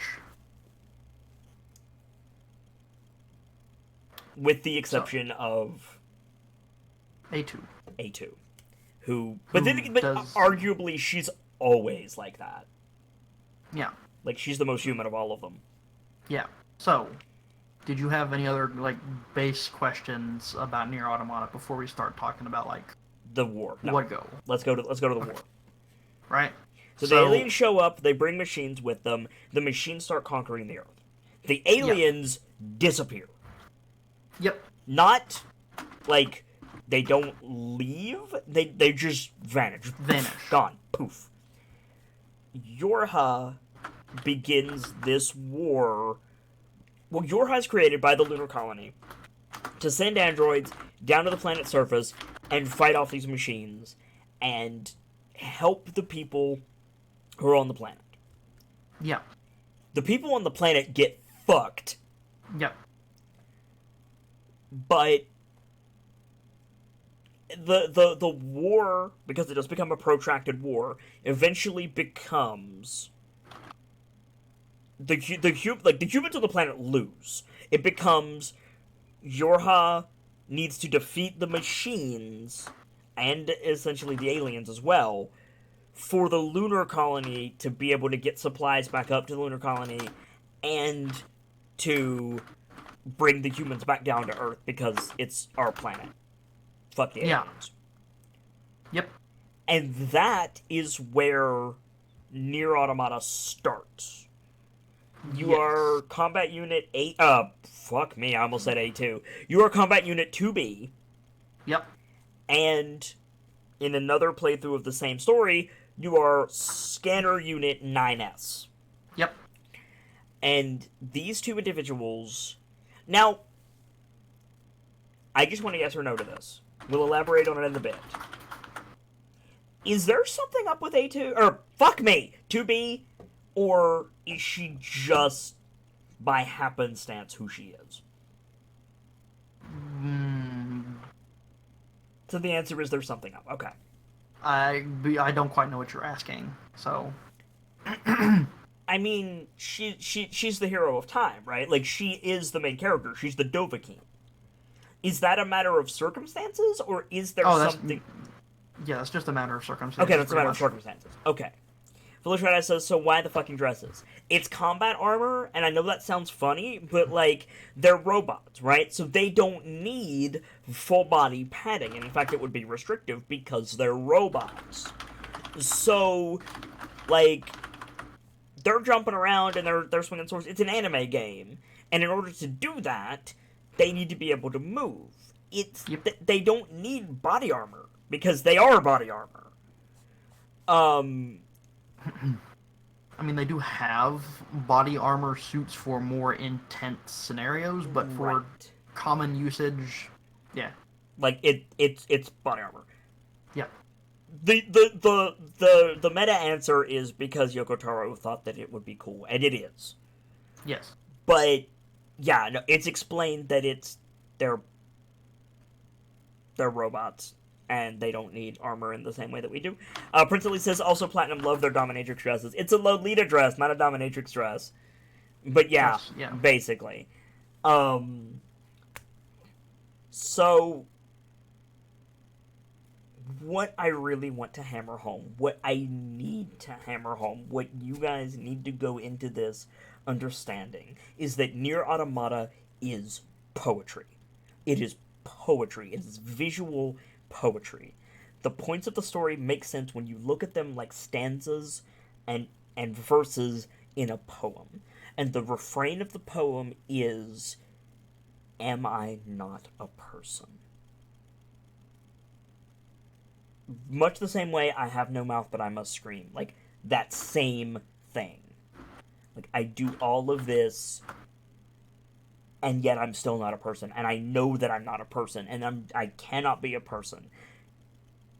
But what if I am? Like that is the repeated the big drumbeat boy, of this game, yeah, and it's so good. it's good. As somebody who likes poetry and literature and story, like, if you're gonna do Beauty and the Beast with robots, fuck, dude. Like, Yoko Taro does a good job with that. Yeah, It's a carbon nanotube armor? Basically, yes. Prince Elise says basically Detroit Become Human. Comparing David Cage to Yoko Taro is a little bit of an insult to the latter. yeah, but that's a story for another day. Yeah, okay. Refrain, yeah, Yeah, we'll refrain. So, at the start of the game, you are Yorha Combat Unit 2B, B for battle tech, right? I believe it is battle. Yes. Yeah. And Scanner Unit 9S, S for scanner. So 2B is the Yep. second battle droid, and 9S is the ninth scanner model. Mm-hmm. They're model numbers. Yeah. And you're sent to go fight this war. And that's basically where we begin the game. Yep. Now, there's some things that we need to talk about. Yeah. Emil is in this game. Emil is indeed in this game. Emil is. Go ahead. Emil essentially just survives the entire ordeal of NieR Gestalt. That's it. He survives, and there's some stuff in between, but that's something to leave for the game. Right. It is revealed. Emil tells his story, but he tells it brokenly. So what I will say is, essentially, he got tired of being an uber mage, Yeah. and now he decides that he wants to be a capitalist, and we'll leave it there until the game. I like it. That was Works. yeah. I love that Red immediately got that joke. Now, this is something that I need to know.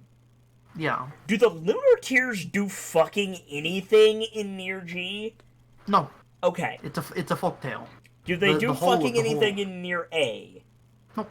Okay. So, Aside from being a cosmetic item. yeah. So, the And- Lunar Tears are brought back into NieR A. In NieR Automata, you can find a place with the Lunar Tears. I'm not going to go into anything more than that. But now that you know the story of Emil, that scene is going to be much more impactful. And it's fucking pretty. I will say that like our telling of the story leaves out a lot. Purposely so. Yeah, well, purposely so, and also because there's just so much. There's going to be a lot of stuff in the game still that's going to make you go, what the fuck? But there's also a lot of stuff in the game that you'll be like, oh, I know that! And it's going to be Yeah, great. So, with that in mind, I have a question for you, since you know more about this game than I do. yeah. The androids, I understand why they're becoming more human-like. Why Hmm. are the machines doing it? So, without going into too much, right? Yeah, be careful, but Essentially, a thing happens, and something controlling the network of machines starts to become so enamored with humans that they start a heavy pursuit on emulating them, learning about them, things like that. so what? And I'm gonna stop you that's right there. yeah, yeah, Because these machines are networked, yeah. it's a matter of algorithmic iterations. There What is do you mean? there is one scene where 9S specifically says the machines tried every form of government, but when a dictatorship didn't work, they didn't try a different form of government. They tried a dictatorship again, and Yeah, everything happened again. Like it, the machines are not, and they're this is what makes this tricky. The yeah, machines are not cognizant the way the androids are. And so for yes. them, affectations of speech and emotion and things like that are iterative. They're But emulations at best. but because all of them are linked, the experiences of one affect all of them, and there might be some data corruption down the line, which causes some interesting quirks in some of the machines, which I'll Yeah, talk about later. But the main crux of the machine side of the war is eventually the network, much like an infinite number of monkeys typing out on an infinite number of keyboards, you'll eventually get the works of Shakespeare. The machine network tries to make a person. yeah, And that's all I'm going to say until I play the game. yeah, But that person still pales to 2B and 9S. yeah. What's crazy about that is, and correct me if I'm wrong, Ren, Pascal is a bigger success. I'm Yes. not talking about Pascal with the create the human thing. Like there is a machine named Pascal who I don't mind talking about, who So, is not on the network, yes, Pascal and his village are not on the network. and Essentially, like, Pascal is a person. essentially what it is do you mind me quoting something, right? Tell me the Uh, character that you're quoting.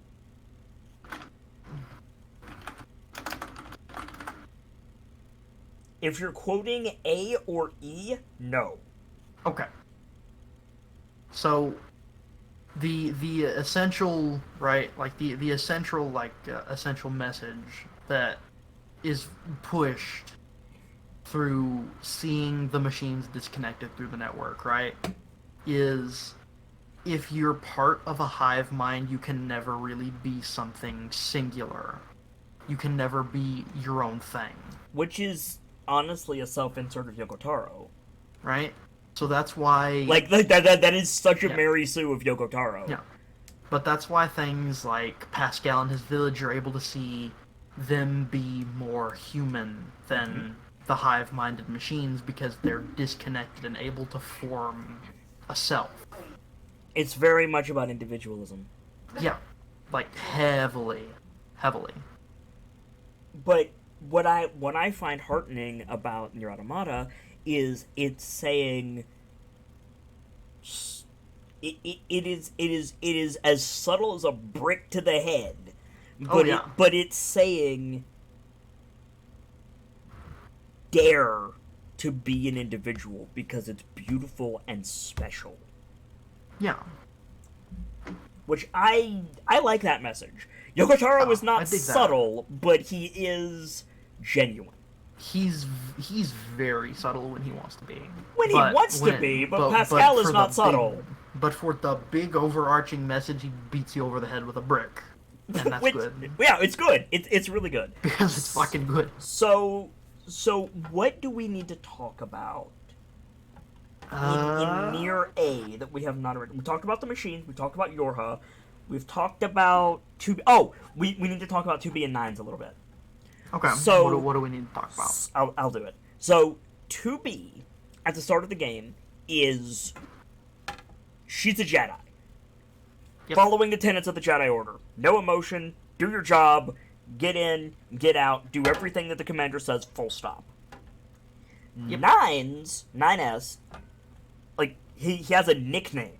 Like everybody calls him Nines. Like he's already more humanized than 2B. He has these thoughts and he makes jokes and He there's makes conversation. he makes conversation. Like Yeah. 2B is like affirmative, moving on target. Like that's all she does. And 9S is like, "Hey 2B, we're not at the mission site yet. What do you want to do when we get back to the bunker?" And 2B is like, "Power down and upload to the network." And 9S is like, "No, I mean, what do you really want to do?" And it's this interesting dichotomy that actually you could argue corrupts 2B later in the game.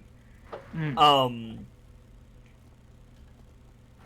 But But at the same time, but at the same it's like time, the it's point of the game is to become a person. And like so, yeah. go ahead.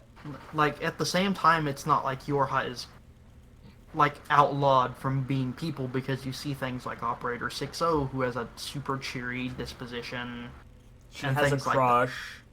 Yeah, like Like they're yeah, they're people and they're allowed to be people, but as long as it doesn't interfere with the mission.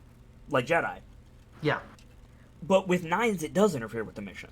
yeah, And that's what I was and getting at. Like, even yeah, in the beginning, it interferes with the mission. yeah, Because, like, and people like scold him and reprimand him regularly for it. oh yeah. Even his operator does. Mm-hmm. Like, but he just Like, doesn't change. like in the very, very all Yorha field units have a pod. A pod is a support, like a little. It's Navi basically. It's a little It's a support little ferry yeah, on your support shoulder. robot. Yeah, and that gives you data as well as provides tactics and whatever, And acts and as a secondary weapon. acts as a secondary weapon. And in the very beginning of the game, 2B gets beat, and 9S jumps in to save her, and the entire time the pod is like, Unit 9S should withdraw, leave Unit 2B to its fate, probability of success for it. Like it's constant yammering Yep. in his head about this. And it shows 9S immediately is like, fuck that. Like 9S cares about 2B, even though we should probably talk about this. All of the Yorha units can be replicated. Yeah. Just straight up, a Yorha unit falls in battle, the body is recreated, the memories are re-uploaded, you're back. Yep. So 9S has no impetus to do this. 2B is whipped, she's gonna get killed, she's gonna re-upload back at Yorha base with everything that happened prior to when she mobilized last. So she would lose this last mission, and that was it. But Nines is like, no, I can save her anyway, because that's still part of who she is. Yeah. Even though Nines, if he failed, would lose the part of him that made that decision, right? So, Yeah. like, it's this really interesting but difficult to follow dichotomy. Yeah. Um, It's cool. It is real cool. So, and there's not corruption with the androids like there was with the replicants in NieR G. They can just keep coming back. Yeah. Now, I have a question for you that I need you to skirt around this. Yeah. but it's something that I don't understand. Mm-hmm. The the extra lore that you get regarding the singer when you play nines gives you Yeah. that wives' tale about the machine. Mm-hmm. What I don't understand is why they do that. Never mind, it just occurred to me. Yeah, I was about to say. I was going to say why, like, why did they do that to Pascal's village? And then it was like, because iteration. Yeah. Never mind, I answered my own question. Yeah. Um, God, is there anything else we need to talk about that isn't like, I don't think so. oh I, boy? I think Because I know you have questions about Devil and Popola, but that's something to leave I up in have the I air. have one question about Devil and Popola. Yeah. One. Yeah. And all I want is a yes or no.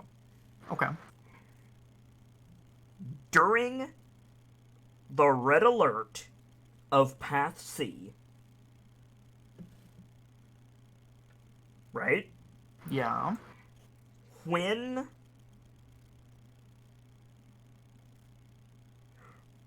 when 2B and 9S return, Yeah.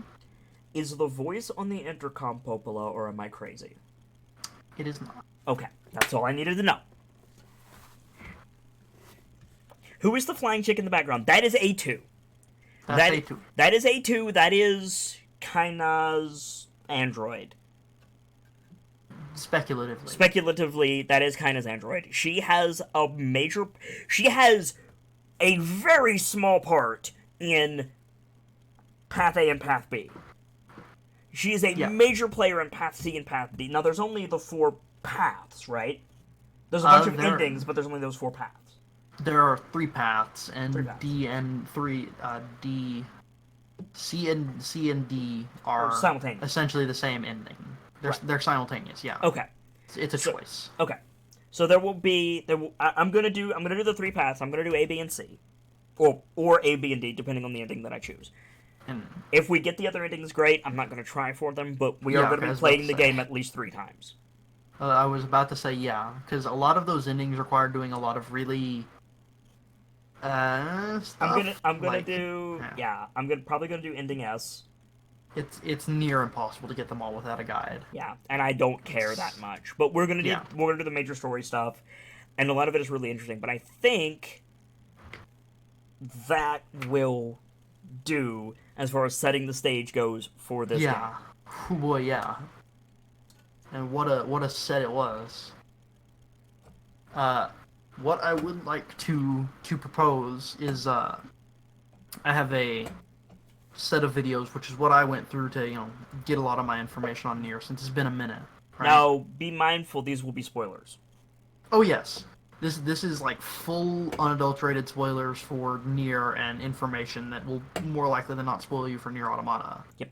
But if you are interested in the story of like getting caught up for the story of NieR Automata, while at the same time not spoiling yourself too much, but just getting the information needed to go in unconfused, and Go ahead this and wasn't enough. drop those into chat so that they'll appear in the VOD. Yeah.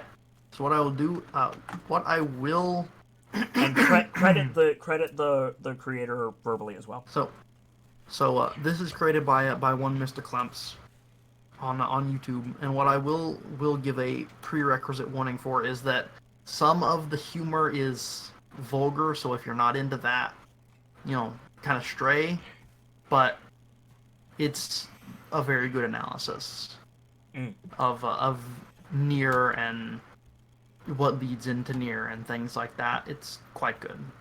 Thank you for helping me with this, by the way. Yeah, all all mess ups in the middle aside Yeah.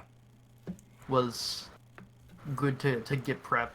I am excited for this playthrough. At the same time, I am concerned for this playthrough. However, my research has led me to believe that I will enjoy this game more than I thought that I would. Yeah, it's a shocker. It's good. So, I will be back tomorrow at first of all, chat. Can we get a hand for the Dapper Fox for helping me out today? Oh, Appreciate that.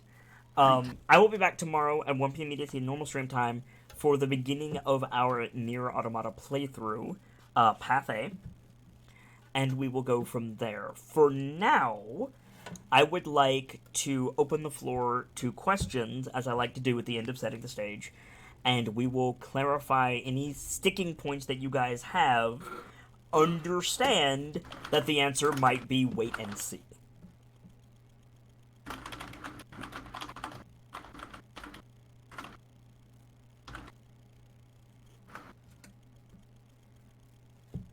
If anybody has any questions, now is the time to speak up. Yeah. And if not, no worries. There are probably going to be many, Yeah, realistically. probably. And a lot of them are more likely than not going to be answered with wait and Wait see. and see, yeah. I have a question. Yeah. Fictionally speaking, do the swords float, or is that just a game mechanic thing?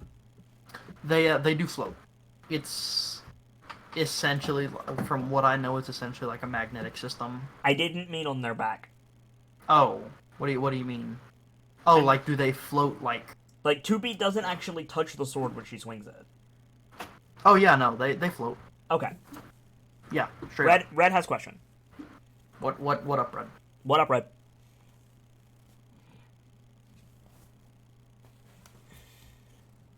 Oh man, That was good.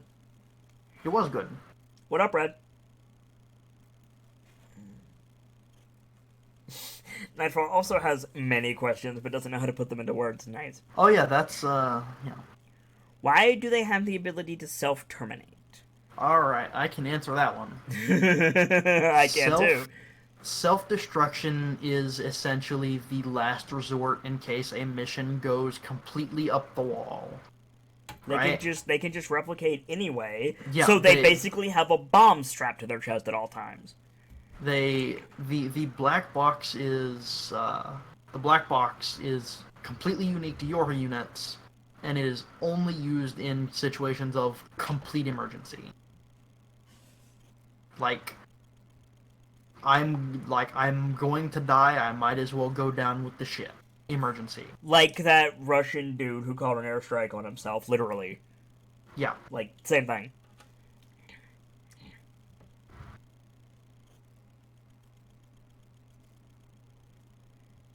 So, there's that. Yeah. Also, scanner units have the ability to self-terminate so that they can possess and self-terminate a machine. Yeah. Further question, why can some survive it? They can't. What they can do is reform. What they can do is cause a form of internal combustion, which is separate from the black box detonation. Don't know why they got that. I'll be completely honest. It's probably just like a smaller version of the black box detonation. I mean, it's probably a question of like, why does the heavy have a grenade? Yeah, It's just part of their toolbox. pretty much. It's a thing they can do, and it's either a soft detonate or a hard detonate, pretty much. Yep. 2B can't do it, can she? Yes, 2B can self-destruct. So Yeah, she can self-destruct, but she can't do the soft version. Is what Oh I yeah, meant. she can. She can? Yeah. Oh. Yep. Well, Her and 9S both can. yeah, fair enough. Though some models don't have the soft version. Right. But yeah. That's that. Now, it is the same devil in Popola, right? I'd say wait and see. Fair enough. That's what I'll say to that. Because I knew, yeah, I'll say wait and see. Fair enough. Foolish Red says, further question, if they're robots, why do they have hair? Because they were designed in the image of humans. They were designed in the image of humans, also because everything about them is functional. Yeah. Because they can calculate like a robot can, their hair probably does things like coordinates balance, triangulates like wind and air pressure, probably gets thermal and atmospheric readings. Like, they're probably sensors. Possibly. But they also function as normal hair and can be cut and styled. Sure. because humans and vanity and I mean, the fucking androids have pets. Like, it's a thing. Mostly yeah, fish, but... yeah. Oh, by the way, fair warning, there's fishing in NieR Automata, and Hmm. fishing gives lore, so... Yeah, I'm gonna be doing a lot of fishing. I mean, you can fuck with anyone by putting peanut butter in their hair. That's just rude. Yeah, like, you can fuck with anybody by putting peanut butter in their hair. If you put peanut butter in my hair, I'd freak the fuck out. Have like a fucking panic attack. I mean, I wouldn't. I'd just go take a cold shower.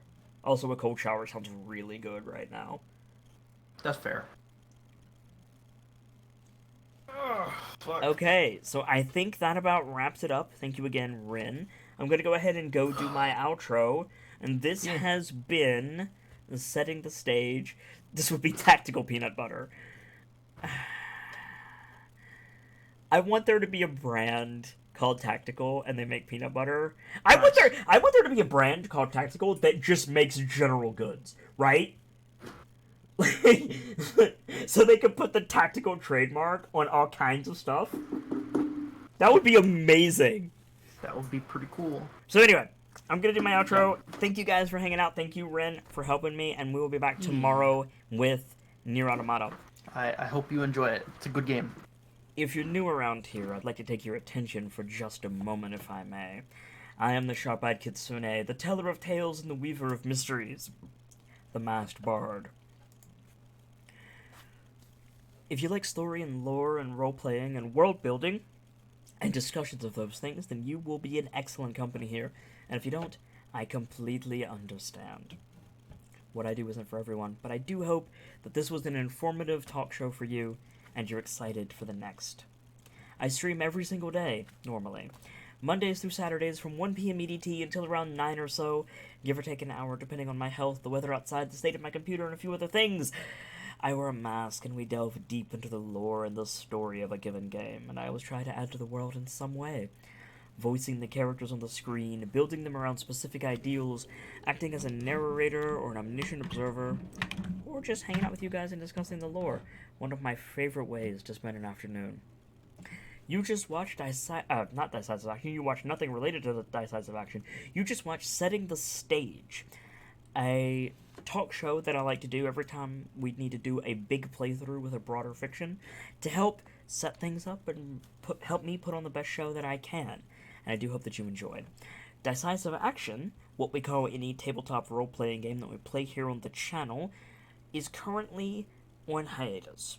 Normally, we have a Sunday evening game at 6 p.m. EDT called Powder Keg that is a Blades in the Dark campaign, but unfortunately, due to scheduling issues, we can't really jump into that right now. However, I'm looking to get back into that as well as other Decisive Action shows as soon as possible. I have the wheels rolling on a couple of things that I'm really excited for, so check back for that. As of right now, Sundays are going to be my days off until I can think of something to fill that slot, or until Powder Keg comes back, whichever comes first.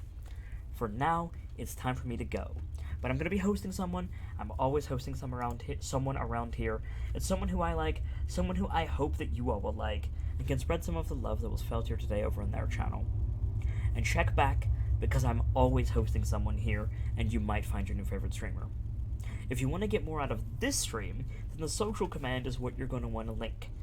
That will give you access to my Twitter, the Discord where we're all hanging out, and the Decisive Action YouTube, so you can catch up with the story so far if you're inclined to do so. For now, it's time for me to go and get ready for tomorrow, but as always, I'm going to leave you with these words.